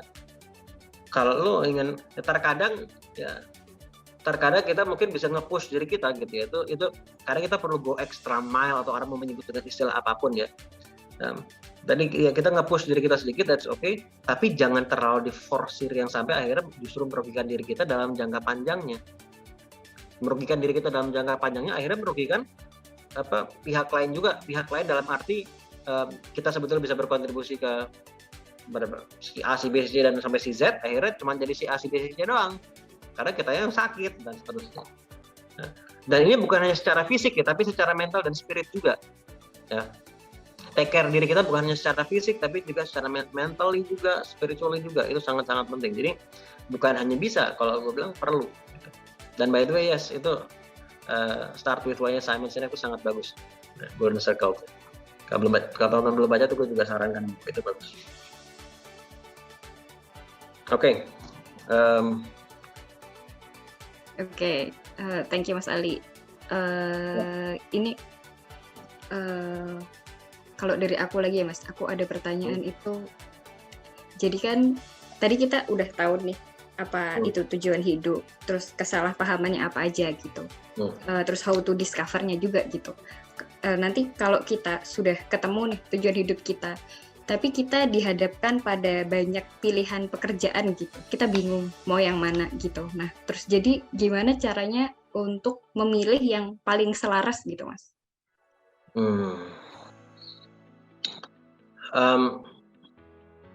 Begini, jadi salah satunya ya, jadi tujuan hidup kita kembali ke analogi tadi detektif tadi, kalau detektif kan dia mencari petunjuk kan ya. Salah satu clue ya. Jadi kalau dalam proses coaching biasanya itu lebih betul-betul kita lebih menyeluruh ya, tapi karena ini waktu singkat jadi gue share singkat aja. Salah satu clue dalam yang terkait dengan tujuan hidup kita itu adalah lu punya kepedulian sama hal apa. Nah, dan ketika gue bilang kepedulian, bukan hanya tertarik, tapi peduli. Ada bedanya. Misal, gue amat sangat tertarik sama topik film, perfilman. Gue suka nonton film, gue suka film berbagai macam genre, gue ikutin penulis-penulis naskah berbeda-beda, sutradara berbeda-beda, gue ikutin awards berbeda-beda, dulu bahkan punya persewaan film, sampai sekarang gue sangat suka dengan topik, sangat tertarik sama perfilman. Tapi kalau gue ditanya, Ali lu peduli apa enggak sama perfilman? Jujur jawabannya tidak. Bedanya di mana? Karena gue sampai detik ini tidak pernah punya keinginan untuk berkontribusi membuat dunia perfilman menjadi lebih baik. Gue hanya tertarik mengikutinya aja. Peduli itu ketika lu mulai punya keinginan untuk berkontribusi pada topik tersebut atau isu tersebut. Kayak misalnya tadi Ayun tadi dengan misalnya isu HAM tadi. Jadi meskipun peduli itu ada beberapa level ya. Jadi tapi paling tidak ketika keinginan dari hati nurani tadi kembalikan. Ketika keinginan untuk berkontribusi ke topik itu atau isu itu atau bidang itu atau sektor itu ada. Itu sudah mulai masuk, kalau bisa kita kategorikan adalah topik yang lu punya kepedulian. Dan tujuan hidup lu pasti berhubungan dengan salah satu topik yang lu punya kepedulian. Kayak tadi gue bilang, mempermudah orang untuk menemukan dan menjalani tujuan hidup mereka. Lu tahu kan, lu punya bayangan gue punya kepedulian sama hal apa.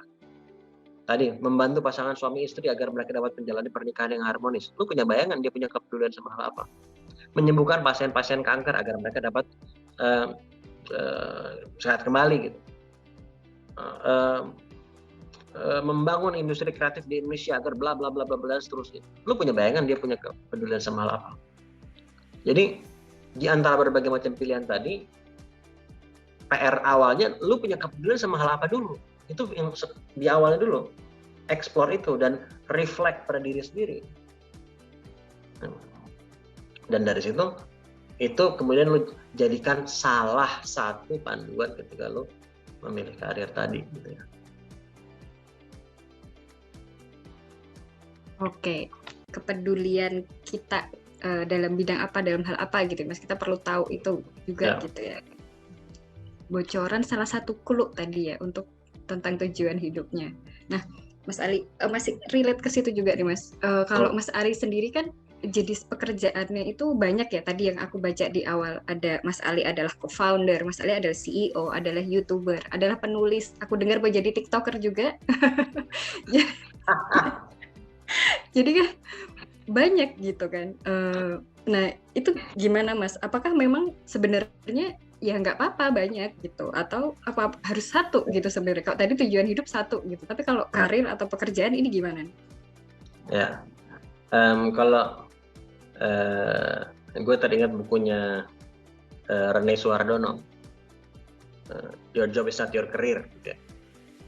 Jadi bedakan antara karir dengan profesi, kerjaan. Gue jujur aja nggak terlalu peduli sama profesi. Yang gue fokuskan adalah tujuan gue. Tadi mempermudah orang untuk menemukan dan menjalani tujuan hidup mereka. Gue akan menjalani profesi apapun yang kalau menurut gue itu akan membantu gue, akan efektif untuk menjalani tujuan gue akan jalani. Dan ini jadi nyambung. Tadi gue udah bicara kesalahpahaman bahwa tujuan hidup itu bukan dicapai tapi dijalani. Bukan hanya di ruang lingkup keluarga saja gitu kan, walaupun keluarga wajib, bukan hanya sekedar menjadi orang yang bermanfaat, tapi apa yang bisa memaksimalkan manfaat lo. Kesalahpahaman lain adalah banyak orang yang kalau gue tanya apa tujuan hidup kamu, masih menjawab dengan gue yang menjadi penulis, gue yang menjadi YouTuber, gue yang menjadi musisi, gue yang menjadi dokter, apapun gitu. Pertama, ketika lo menggunakan kata menjadi, lo sudah membuat target namanya, membuat goals. Ya kan? Itu namanya udah target pencapaian, menjadi. Ya kan? Nah, yang kedua, profesi dalam kaitannya dengan tujuan hidup, ya, fungsinya itu adalah sebagai tools atau alat-alat atau metode lah gitu ya, yang bisa lo pilih atau bisa lo ciptakan, bahkan kita bisa menciptakan profesi kan untuk menjalani tujuan lo dengan efektif gitu. Ya, dan juga gini, profesi itu akan ada yang punah, akan ada yang baru. Kan 30 tahun lalu, 10 tahun lalu juga nggak ada tuh profesi tiktokers, kan nggak ada. 30 tahun lalu nggak ada tuh YouTuber sebagai profesi. Sekarang ada tuh. 140 tahun lalu gue nggak tahu deh. Nggak ada tuh profesi astronot gitu. Sekarang ada, ya kan? Dan juga kalau coba lu cek di internet, search daftar profesi-profesi yang telah dan juga diperkirakan akan segera punah itu juga banyak listnya. Dan yang ingin gue tekankan di sini, jadi jangan hanya terpatok dengan satu profesi. Kalau kita bicara soal tujuan hidup, perhatikan ya, gue bukan mau bilang lu harus punya 2 atau 3 lah ya, bukan itu. Lu satu aja juga it's okay, tapi jangan berpikir bahwa ya udah ini doang. Open minded juga gitu, berpikiran terbuka bahwa ada kemungkinan bukan hanya ini yang akan bisa membantu gue untuk menjalani tujuan gue. Ya gue dulu melakukan kesalahan ini juga Mbak Emi. Kayak gue dulu mengira tujuan hidup gue adalah mentraining orang agar bla bla bla bla bla. Seakan-akan caranya cuma training. Padahal kan banyak. Melalui menulis bisa, buat konten lain bisa juga. Sebagai content creator bisa, dan berbagai macam cara lain. Coaching bisa. Jadi ketika gue dulu berpikirnya mengira adalah mentraining orang agar bla bla bla bla, akhirnya membuat cara berpikir gue menjadi terkotak. Yang akhirnya berdampak gue menjadi membatasi potensi diri gue sendiri. Jadi sekali lagi, bukan lu harus punya lebih dari satu, tapi pahami bahwa nggak harus hanya satu. Mudah-mudahan bisa dipahami perbedaannya. Jadi bisa saja lebih dari satu. Satu is okay, tapi be open minded bahwa mungkin lebih dari satu. Bisa bertambah atau bisa berubah, bisa berpindah. Misalnya tadi YouTuber misalnya adalah salah satu profesi gue saat ini misalnya. Seandainya YouTube udah nggak ada gimana? Udah nggak ada platform namanya YouTube gitu. Ya kan gue bisa aja berpindah. Atau berkurang atau bertambah. So, ya, jadi jangan hanya terpatok dengan satu profesi. Fokusnya sama tujuannya. Gue sih sekali lagi, I don't really care sama profesinya. Selama gue yakin itu bisa membantu gue untuk menjalani tujuan gue akan lakukan itu. Oke, jadi profesi itu adalah tools ya, dan kita bisa pakai banyak tools gitu. Atau satu tools kalau itu sudah membuat kita memberikan manfaat yang maksimal gitu, itu that's okay gitu ya Mas Ali. Nih, Mas Ali di chat itu ada follow up questions dari Mbak Imas tentang yang ambisius tadi, Mas. Coba Mas Ali cek. Ya, oke.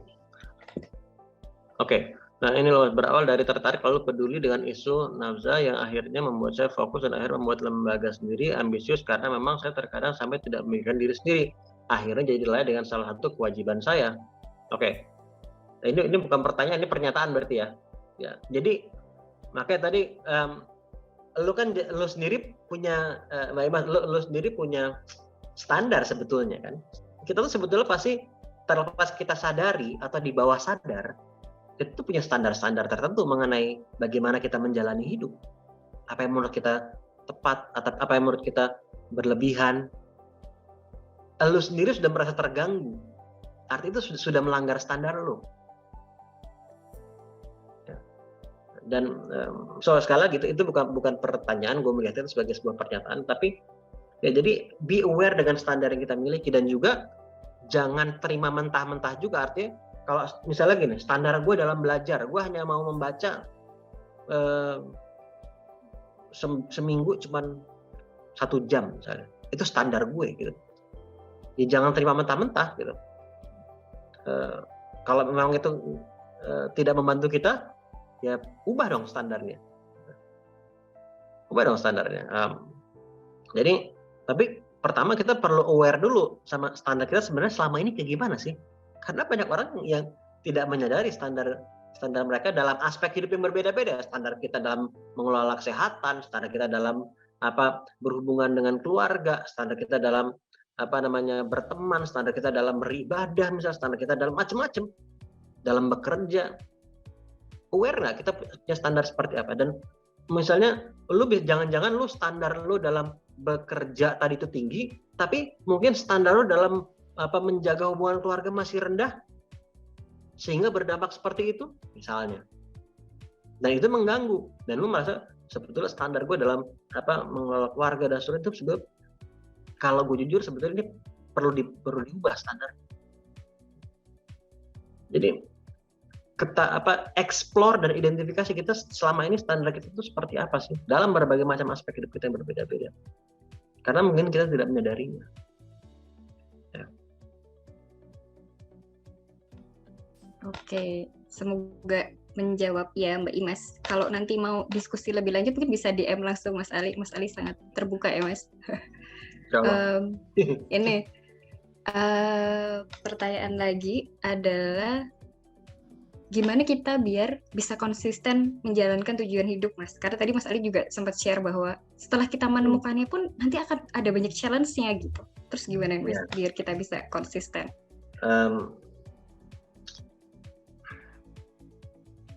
Yang satu adalah kalau dari yang gue temukan, salah satu alasan utama kenapa orang sampai bisa nggak konsisten itu seperti yang tadi ditanya sama Mbak Fibrina tadi, fear, rasa takut, itu salah satunya. Dan rasa takut itu kadang bisa berubah muka. Rasa takut itu kadang bisa berkedok sebagai alasan-alasan yang sepertinya logis. Alasan, ya karena dananya dari mana atau apapun lah, atau kita belum ada partner yang bisa ngebantu, atau apapun, sekali lagi tanpa terkecuali apapun alasannya.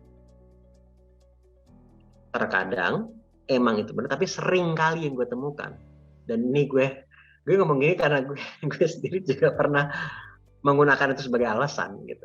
Padahal sebetulnya ada rasa takut di baliknya. Jadi Di permukaan tuh jadi alasan-alasan yang logis, tapi kalau kita korek-korek, kita gali dalamnya, ada fear di situ.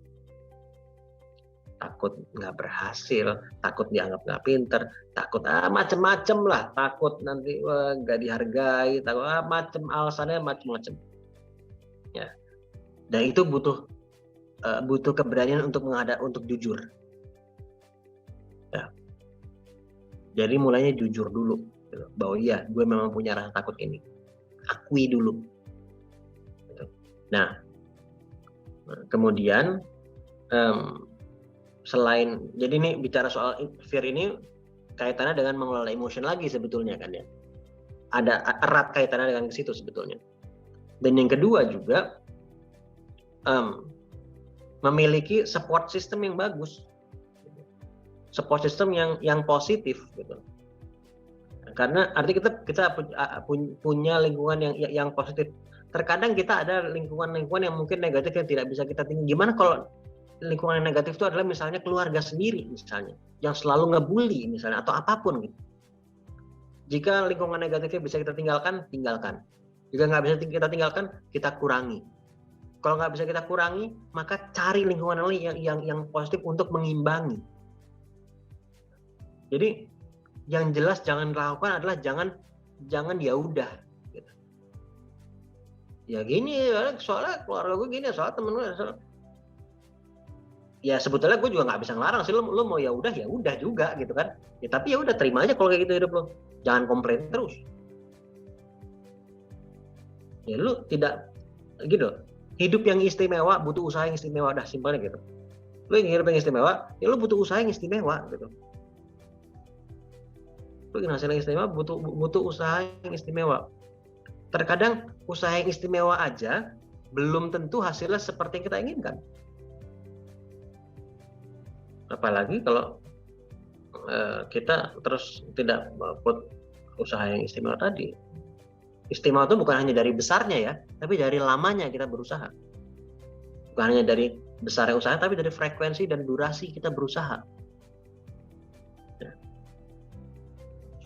Jadi kalau kita nggak punya atau kita ada di lingkungan yang negatif, so ciptakan atau cari proaktif, jangan nunggu untuk punya lingkungan yang juga positif. Kita simpulin. Oke, ini ada satu pertanyaan lagi Mas dari Mas Pardi, bisa dicek di chat. Oke, dari Mas Pardi. Oke. Terkadang kita bila kita muncul keraguan atau ketakutan hingga burnout. Menurut Mas Ali, bagaimana menghadapinya dan apa yang biasa dilakukan untuk fokus lagi tujuan utama? Ya, jadi gini. Burnout, alasan burnoutnya itu apa? Jadi gini, maksudnya kan gue nggak bisa misalnya gini ya, gue ke dokter nih, terus dok saya sakit dok, apa ya dok obatnya?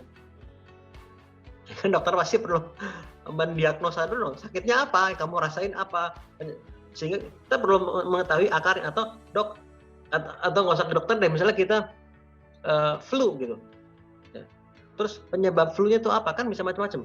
Apa karena kita kurang tidur, atau kita ada di lingkungan yang cuacanya nggak bagus, tapi pakaian kita nggak proper, nggak layak, sehingga kita jadi sakit, atau pola makan kita kah, apa?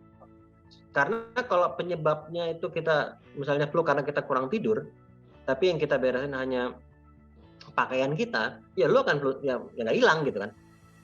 Meskipun memang betul sih, memang kita harus pakai pakaian yang proper di cuaca yang nggak bagus dan seterusnya, betul. Tapi kita perlu identifikasi dulu nih gitu, agar apa pendekatan kita, solusi itu tepat guna ya. Jadi identifikasi dulu penyebabnya apa. Lalu tadi keraguan hal apa? Atau mungkin emang karena lu terlalu memforsir, apa karena kecapean, and that's okay gitu. Kayak tadi pertanyaan tadi juga kan, kayak gue bilang ya nggak apa-apa kalau lo perlu istirahat, take care of yourself juga. Gitu. Itu sangat penting gitu. Jadi jangan sampai kita ingin bermanfaat untuk orang lain tapi kan jadi merugikan diri sendiri. Gitu. Jadi bukan dalam arti sekedar jadi egois juga enggak tentunya, ya. Tapi kita take care of diri kita agar kita juga bisa bermanfaat untuk orang lain gitu. Nah, kalau tadi soal jadi burnout tadi gue buka satu kali lagi nih, dan gue masih nggak ada yang gue kelewat ya tadi. Jadi kalau gue belajar mengenai mindfulness, mengelola hati, mengelola pikiran, ya itu luar biasa besar dampaknya. Karena seringkali orang fokus sama time management, bagaimana mengelola waktu, kan? Tapi lupa sama energy management, bagaimana mengelola energi. Lu bisa punya waktu ekstra banyak, tapi kalau udah nggak ada energi, lu juga nggak akan efektif, nggak akan produktif. Jadi pelajari juga mengenai bagaimana memanage energi selain juga memanage waktu. Gitu. Benar bermanfaat. Oke, semoga menjawab ya Mas Pardi ya tadi kalau nggak salah. Oke, ini satu pertanyaan terakhir Mas, ini dari Mbak Brina. Ada tanya lagi, Mas Ali bisa cek chat lagi. Yang tadi ya? Iya, ada tanya. Oke. Selain kegelisahan tadi, adakah indikator lain yang bisa digunakan untuk mengetahui bahwa vision purpose tersebut memang dititipkan melalui diri kita? Gue mau bilang, pertama ada.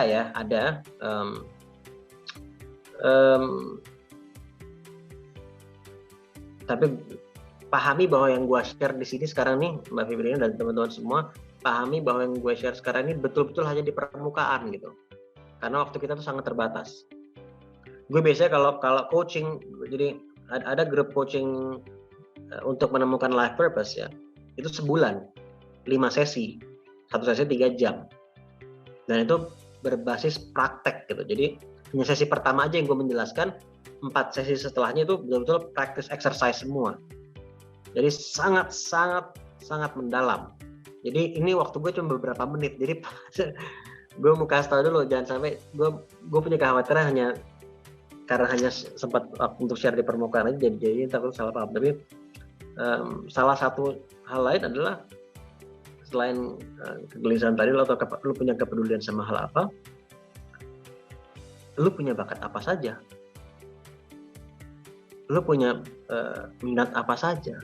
Itu juga minat dalam arti aktivitas ya. Kalau tadi kan kepedulian sama bidang apa, sama isu apa ya, bidangnya, isunya, topiknya. Sedangkan yang ini gue bilang adalah lo punya minat sama aktivitas, bukan topik, tapi aktivitas apa.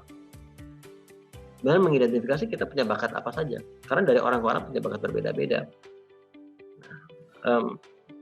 Tapi sekali lagi ketika gue bilang minat, kemudian bakat, ini masih sangat di permukaan. Ini dalamnya masih perlu dikupas gitu ya. Tapi karena waktu terbatas, gue baru bisa bilang sampai di situ dulu mungkin. Ya, itu 2 hal lain juga yang bisa membantu kita. Ya. Oke, siap Mas Ali. Terima kasih jawabannya. Bentar, aku sambil mencerna dulu. Maaf, aku agak loading dulu. Jadi sebenarnya aku masih banyak pertanyaan Mas, tapi karena waktunya terbatas ya. Ini kan tadi menyelaraskan karir dan tujuan hidup, dan untuk konsisten salah satunya tadi dari jawaban Mas Ali adalah punya support system gitu ya. Terus nanti dan teman-teman di sini kan juga akan mendapatkan voucher free membership sebulan dan free upgrade membership dari Purposeful People Community. Itu apa sih Mas Ali sebenarnya si Purposeful People ini? Oke. Coba ini gue cabut sebentar ya. Mungkin gue teman-teman. Sorry. Jadi kelihatan ya.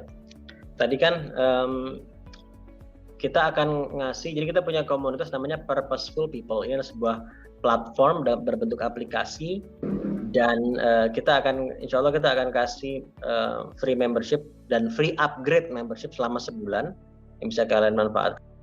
Meskipun saat ini Purposeful People ini masih bisa diakses hanya dengan handphone Android. Ya, jadi kalau teman-teman yang pakai iOS, pakai iPhone, masih belum rilis di App Store, doain sebelum Lebaran udah bisa rilis. Tapi kalaupun teman-teman pakai iPhone, nanti setelah setelah sudah rilis di App Store kita akan infokan juga. Tapi kalau teman-teman pakai Android, mungkin Mbak Im, saya coba ini aja ya, saya coba share aja seperti apa sih ini gambarannya gitu ya. Saya coba share aja langsung di sini. Nah, saya share screen aja ya. Oke teman-teman, sebentar. Jadi ini adalah sebuah platform di mana kalian bisa di tiap bulan kita ada networking. Ini aplikasi seperti ini. Tiap bulan ada sesi networking kita fasilitasi. Kemudian ada speed coaching langsung free dengan gue sebulan ada 2 kali one on one speed coaching. Ya. Kemudian tiap minggu kita buka tanya jawab, di mana kamu bisa mengajukan pertanyaan. Ini baru kita buka, belum ada pertanyaan yang masuk, ada 5 pertanyaan yang kita buka tiap minggu secara anonim. Kamu bisa mengajukan pertanyaan yang akan gue respon langsung di minggu yang sama, dalam bentuk audio maupun dalam bentuk video. Nanti kalau ada respon, kamu akan terima seperti ini. Jadi setiap ada respon baru di Q&A, tinggal bisa kamu play kayak Spotify, dan tiap minggu juga gue akan ngirim insight berbeda-beda ya, dari apa yang gue pelajari, dari apa yang gue baca tertentu misalnya, dan juga ada komunitas berbeda-beda yang kamu bisa join, atau komunitas yang kamu bisa buat juga. Ini ada misalnya ada yang pengen kepengen membaca satu hari 1 halaman. Nah, jadi ini komunitas ini dibuat misalnya nih untuk saling mengingatkan, membangun rasa keinginan untuk membaca buku dan menambah ilmu setiap harinya, atau macam-macam.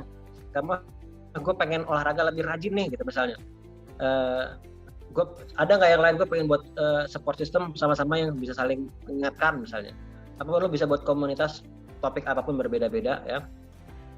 Kemudian juga ada event-event kita tadi, ada speed coaching, kemudian kita ada bedah film, ada bedah buku kemarin juga ada. Jadi topiknya bisa berbeda-beda. Kalian juga bisa mempromosikan kegiatan kalian di sini juga. Kalian bisa mencari member yang punya, misalnya nih saya cari nih. Gue mau cari nih siapa aja sih member misalnya yang ada di kota A, siapa bisa. Atau saya mau cari member purposeful people yang punya ketertarikan misalnya sama flora dan fauna. Coba cari. Oh, ada nih orang-orang ini. Nah, gue mau lihat nih dia. Oh, ada si Fadli. Oh, gue bisa chat langsung, bisa DM langsung, bisa berhubungan langsung, dan seterusnya. Jadi ini sekali lagi purposeful people ini adalah kita ciptakan sebagai tadi support system, di mana kita bisa saling connect, bisa saling support juga, dan membuka kesempatan untuk berkolaborasi. Dan insya Allah teman-teman akan mendapatkan voucher untuk mengupgrade membership kalian, untuk join dan langsung dapat upgrade paket membership kalian, dan bisa kalian gunakan selama sebulan. Lo bisa explore, bisa manfaatkan, silakan. Nanti caranya nanti gue akan minta gue akan minta ke teman-teman di Lingkar Madani untuk data-data saat kalian daftar. Nanti kita akan jadi perhatikan, nanti kalian akan dapat WhatsApp ya, dari WhatsApp-nya Purposeful People. Dia akan menjelaskan kepada kalian gimana prosesnya agar kalian bisa mendapatkan vouchernya. Ya, mungkin itu sih Mbak Im. Iya, makasih Mas Ali penjelasannya. Jadi tadi yang masih ada pertanyaan di chat masih belum bisa dijawab sama Mas Ali hari ini, bisa langsung redeem dan join Purposeful People Community ya Mas Ali ya, karena ada weekly Q&A, terus ada coaching juga sama Mas Ali, jadi bisa lebih all out gitu ininya nanti tanya jawabnya gitu. Terus nih Mas, tadi kan kita udah ngasih tahu kalau akan ada buku dari Mas Ali untuk penanya terbaik. Monggo Mas Ali langsung pilih aja tadi dari beberapa pertanyaan yang sudah masuk. Tadi ada Mbak Imas, ada Mbak Imas tadi tentang ambisius tadi kan, terus Mbak Hadijah. Ada Mbak Hadijah, Mbak Febrina, Mbak Ayun tadi, sama Pak Pardi, Mas Pardi tadi ya. Iya, Mbak Ayun, Mas Pardi ya. Sebetulnya ini seru sih ini memang ini. Iya, pertanyaannya keren-keren banget Mas. Ya, membuat gue panjang menjelaskan ya tadi. Gue pilih ini deh, Fibrina dan Hadijah Dahlan tadi ya. Oke, Mbak Fibrina dan Ya, Mbak Hadijah. tadi terkait apa namanya satu purpose atau bisa lebih ya kan tadi Mbak Hadijah, kemudian Mbak Fibrina tadi terkait udah tahu salah satu cara menghubungkan titik-titik tadi ke belakang, tapi juga gimana menghadapi rasa takut tadi gitu kan. Ya. Gitu. Nanti bisa langsung hubungi Mas Ali atau gimana Mas? Ya, gini, untuk Mbak Harija dan Fibrina, DM langsung ke Instagram gue ya. Mbak Im boleh tulis di chat mungkin Instagram gue @alizainalabidin ya. DM nama lengkap dan alamat pengiriman ya. Alamat pengiriman lengkap ya. Nanti kita akan kirimkan bukunya, buku Hidupmu Ngapain, insya Allah bermanfaat. Buat teman-teman yang lain juga kalau mau order bukunya boleh loh. Nggak harus dari juga. Ya, mudah-mudahan insya Allah bermanfaat juga buku Hidupmu Ngapainnya. Buku itu dibagi empat bagian. Satu mengenai karir dan tujuan hidup, kedua mengenai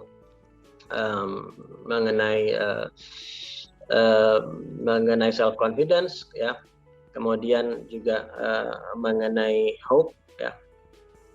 Dan di situ jadi career and life purpose, kemudian hope and self confidence dan mengenai happiness satu lagi. Ya itu mudah-mudahan bermanfaat. Itu juga insya Allah sangat interaktif gitu ya. Jadi silahkan kalian mau cari di Tokopedia atau mau di Shopee atau dimanapun juga silahkan. Mudah-mudahan bermanfaat. Ya.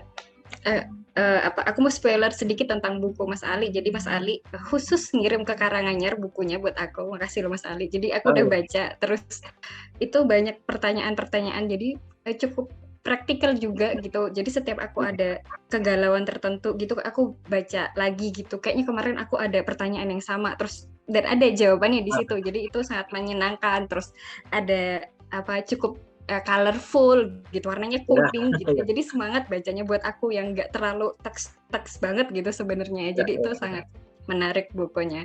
Oke, Mas Ali, last but not least, closing statement dari Mas Ali nih. Closing statement, oke. Proses menemukan tujuan hidup seringkali nggak gampang, gitu ya. Seringkali kita perlu melalui kesalahan A, B, dan C terkadang. Gitu. Gue pun juga melalui itu. Makanya gue melakukan apa yang gue lakukan ini, ya agar orang tidak perlu lagi harus melalui berbagai macam kesalahan seperti gue yang lalui atau beberapa orang lain juga lalui gitu. Tetapi memang pasti ada unsur tidak nyamannya lah gitu ya, berproses pertumbuhan itu gitu, kayak bayi aja tumbuh itu ada sakitnya, gigi tumbuh sakit, ini sakit, jadi proses pertumbuhan itu nggak selalu nyaman gitu. Begitu juga proses menemukan tujuan hidup, begitu juga menjalaninya. Tapi sebagai orang yang sudah menemukan dan sedang menjalani, aku bisa bilang meskipun prosesnya nggak nyaman, bahkan menjalani juga ada nggak nyamannya juga, ada down-nya juga, ada naik turunnya juga. Tapi kepuasan batinnya itu jauh lebih besar. Dan ini bukan hanya gue aja yang ngomong, semua yang juga menjalani ternyata bilang hal yang sama gitu. Dan kalau soal takut gagal, gue suka aktor dan komedian Jim Carrey. Jim Carrey itu gue ingat dia pernah bilang, bapaknya dia itu adalah seorang komedian juga, seorang musisi, komedian dan musisi. Dia suka musik jazz. Tapi saat dia pindah sama keluarga, dia memutuskan karena untuk jadi akuntan. Karena menurut dia itu kerjaan yang lebih safe. Gitu. Daripada gue jadi musisi, itu resiko lebih besar dari sisi penghasilan dan seterusnya. Dan yang menarik ternyata meskipun sebagai akuntan yang dia pikir safe, ternyata dia dipecat. Dan kata Jim Carrey, dia bilang, saat itu saya sadar bahwa lu juga bisa gagal di sesuatu yang tidak lu sukai. Dan itu tamparan juga buat gue waktu gue dengar itu. Bahwa ya benar juga ya. So kalau buat gue sih teman-teman, ketimbang gagal di sesuatu yang tidak gue sukai atau ke arah yang tidak gue sejalan dengan tujuan hidup gue mendingan toh sama-sama ada gagalnya, toh sama-sama ada gak enaknya, toh sama-sama ada naik turunnya. Lebih baik gue melalui itu semua, tapi pada path yang memang sejalan dengan apa yang menjadi tujuan hidup gue. Buat gue seperti itu. Sama-sama banyak gak enaknya, tapi jauh lebih fulfilling ketika itu ada kepuasan batin yang luar biasa ketika itu di jalur yang memang sejalan dengan tujuan hidup gue. Tapi itu pun berproses menemukannya pun juga ada gak enaknya juga. Tapi pahami bahwa itu bukan proses yang akan terus-menerus gak enak kok gitu. Semua tantangan itu juga ada akhirnya tuh kan. Selama kita hadapi. Mudah-mudahan yang gue share hari ini ya mungkin membuat kalian jadi semakin berpikir terus tujuan hidup gue apa ya gitu ya. Tapi kalau paling tidak membuat kalian mulai berpikir aja gue udah seneng gitu. Ini kan kita bukan sesi coaching, ini kita webinar, kita diskusi gitu ya, atau ya gue sharing seperti ini, tapi bukan sesi coaching, jadi bukan langsung otomatis setelah sesi ini terus lo, ini kalau ada yang begitu ya alhamdulillah, gitu. Langsung menemukan gitu, alhamdulillah. Tapi at least gue mau men-challenge kalian untuk mulai semakin memikirkan hal ini gitu. Nah, mudah-mudahan itu tercapai. Nah, bicara soal goals, tercapai. Tapi gue juga mau terima kasih Mbak Im, teman-teman semua yang hadir juga, pertanyaan-pertanyaan kalian juga, energinya gue juga merasakan meskipun kita ini online, gue juga merasakan energi pertanyaan-pertanyaan juga. Dan teman-teman dari Lingkar Madani juga terima kasih banyak. Karena dengan gue sharing di sini, ini kan gue juga mendapatkan kesempatan untuk menjalani tujuan hidup gue juga sekarang ini. So gue juga berterima kasih. So, thank you. Itu masih duit April, Nah, Maret. Mungkin. Inputnya juga di Maret. Kayaknya gitu. Iya, karena Oke. ini kan juga laporannya masih Maret, tambahin aja di sini. Berarti di komennya ini Februari dan Maret. Nah, benar kayak itu. Iya, baik, terima kasih. Closing statement-nya juga dari Mbak Hadijah ya. Aduh. Ya, oke. Makasih banyak Mas Ali atas sharingnya, insight-nya, cerita tentang ilmunya, experience-nya juga. Aku nyatet di Words dan ini sampai 3 halaman gitu ya, luar biasa sekali. Terima kasih juga teman-teman atas partisipasinya. Terima kasih Lingkar Madani sudah mengundang saya personally gitu ya. Jadi kesempatan yang jarang-jarang datang ke saya, jadi terima kasih banyak. Terus maaf kalau ada kesalahan atau kekurangan dari saya, dan semoga dari ngobrol kita sore ini karir kita yang kita jalani bisa semakin selaras dengan tujuan hidup kita, jadi kita bisa makin punya determinasi dan memberikan manfaat seluasnya. Terus tadi kata Mas juga bisa merasakan yang jauh lebih fulfilling gitu. Amin. Dan terima kasih. Saya kembalikan lagi ke Mas Sudarwanto. Monggo Mas, apakah masih di jalan juga? Monggo, Alhamdulillah sampai sekarang masih di jalan. Masya Allah, luar biasa. Karena saya tetap bisa menyimak materi hari ini dengan cukup baik lah, walaupun tidak sepenuhnya, karena ilmunya Mas Ali itu susah mau diserap semuanya gitu ya. Iya, harus ada waktu sendiri gitu ya Mas. Karena I'm on my way itu ada di dirinya Mas Ali gitu, jadi susah copy paste-nya tuh agak susah gitu, berat gitu ya. Oke, jadi teman-teman mudah-mudahan hari ini luar biasa, keren ya materi dari Mas Ali. Bukan hanya dikasih materi kita, tapi juga beliau sharing pengalaman yang luar biasa gitu, berproses bersama kita hari ini, dipandu juga oleh Mbak Im dengan sangat luar biasa, sehingga menambah cara kita untuk mencari situasi-situasi yang mungkin sama-sama kita rasakan gitu. Bahkan Mbak Im pun juga turut mendapatkan manfaat yang luar biasa dari kegiatan kita hari ini gitu ya. Oke, jadi khususnya untuk teman-teman mitra program Lingkar Madani dan atau kawan-kawan mitra Impact, Civika, Lokadaya dan lain sebagainya, dan juga teman-teman dari CSO atau LSM dari seluruh Indonesia, dari Sabang sampai Merauke yang ikut kegiatan hari ini. Terima kasih banyak. Jangan lupa kita masih akan ada sesi berikutnya nanti dengan Mas Ali ya. Jadi bukan hanya kali ini saja, masih akan ada sesi kita selanjutnya dengan Mas Ali. Mudah-mudahan teman-teman nanti masih tetap bisa berkesempatan untuk hadir, karena saya yakin nyambung banget nih nantinya gitu, dari hal-hal yang hari ini tidak tuntas, tidak selesai, mungkin nanti akan ada tambahan-tambahan hasanah lagi buat kita. Sekali lagi mohon maaf apabila ada kekurangan dari kami tim Lingkar Madani. Terima kasih untuk juga tim Intrak yang membantu back end kegiatan kita hari ini. bil khusus untuk peserta semuanya. Mbak Im, sampai ketemu lagi. Mas Ali juga, terima kasih banyak. Semuanya tetap sehat, tetap semangat. Mudah-mudahan kita bisa bertemu di sesi berikutnya, Mas Ali, yang pasti akan sangat luar biasa lagi, energizer buat kita. Oke teman-teman, kita akhiri pertemuan kali ini dengan ucapan hamdalah, alhamdulillah, puji syukur, berjalan dengan baik dan lancar, sukses. Sampai ketemu di kegiatan berikutnya. Kita, sebelum itu dipoto dulu ya, foto bareng dulu barangkali ya.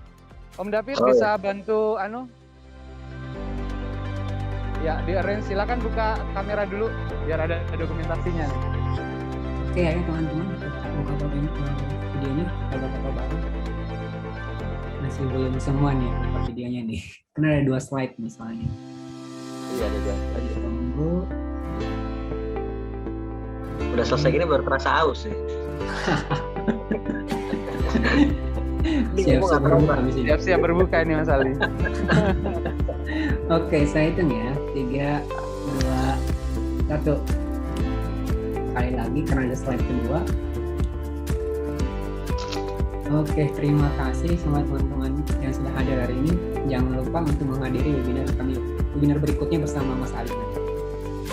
Oke, terima kasih teman-teman. Selamat persiapan berbuka puasa. Sampai ketemu. Assalamualaikum warahmatullahi wabarakatuh. Waalaikumsalam.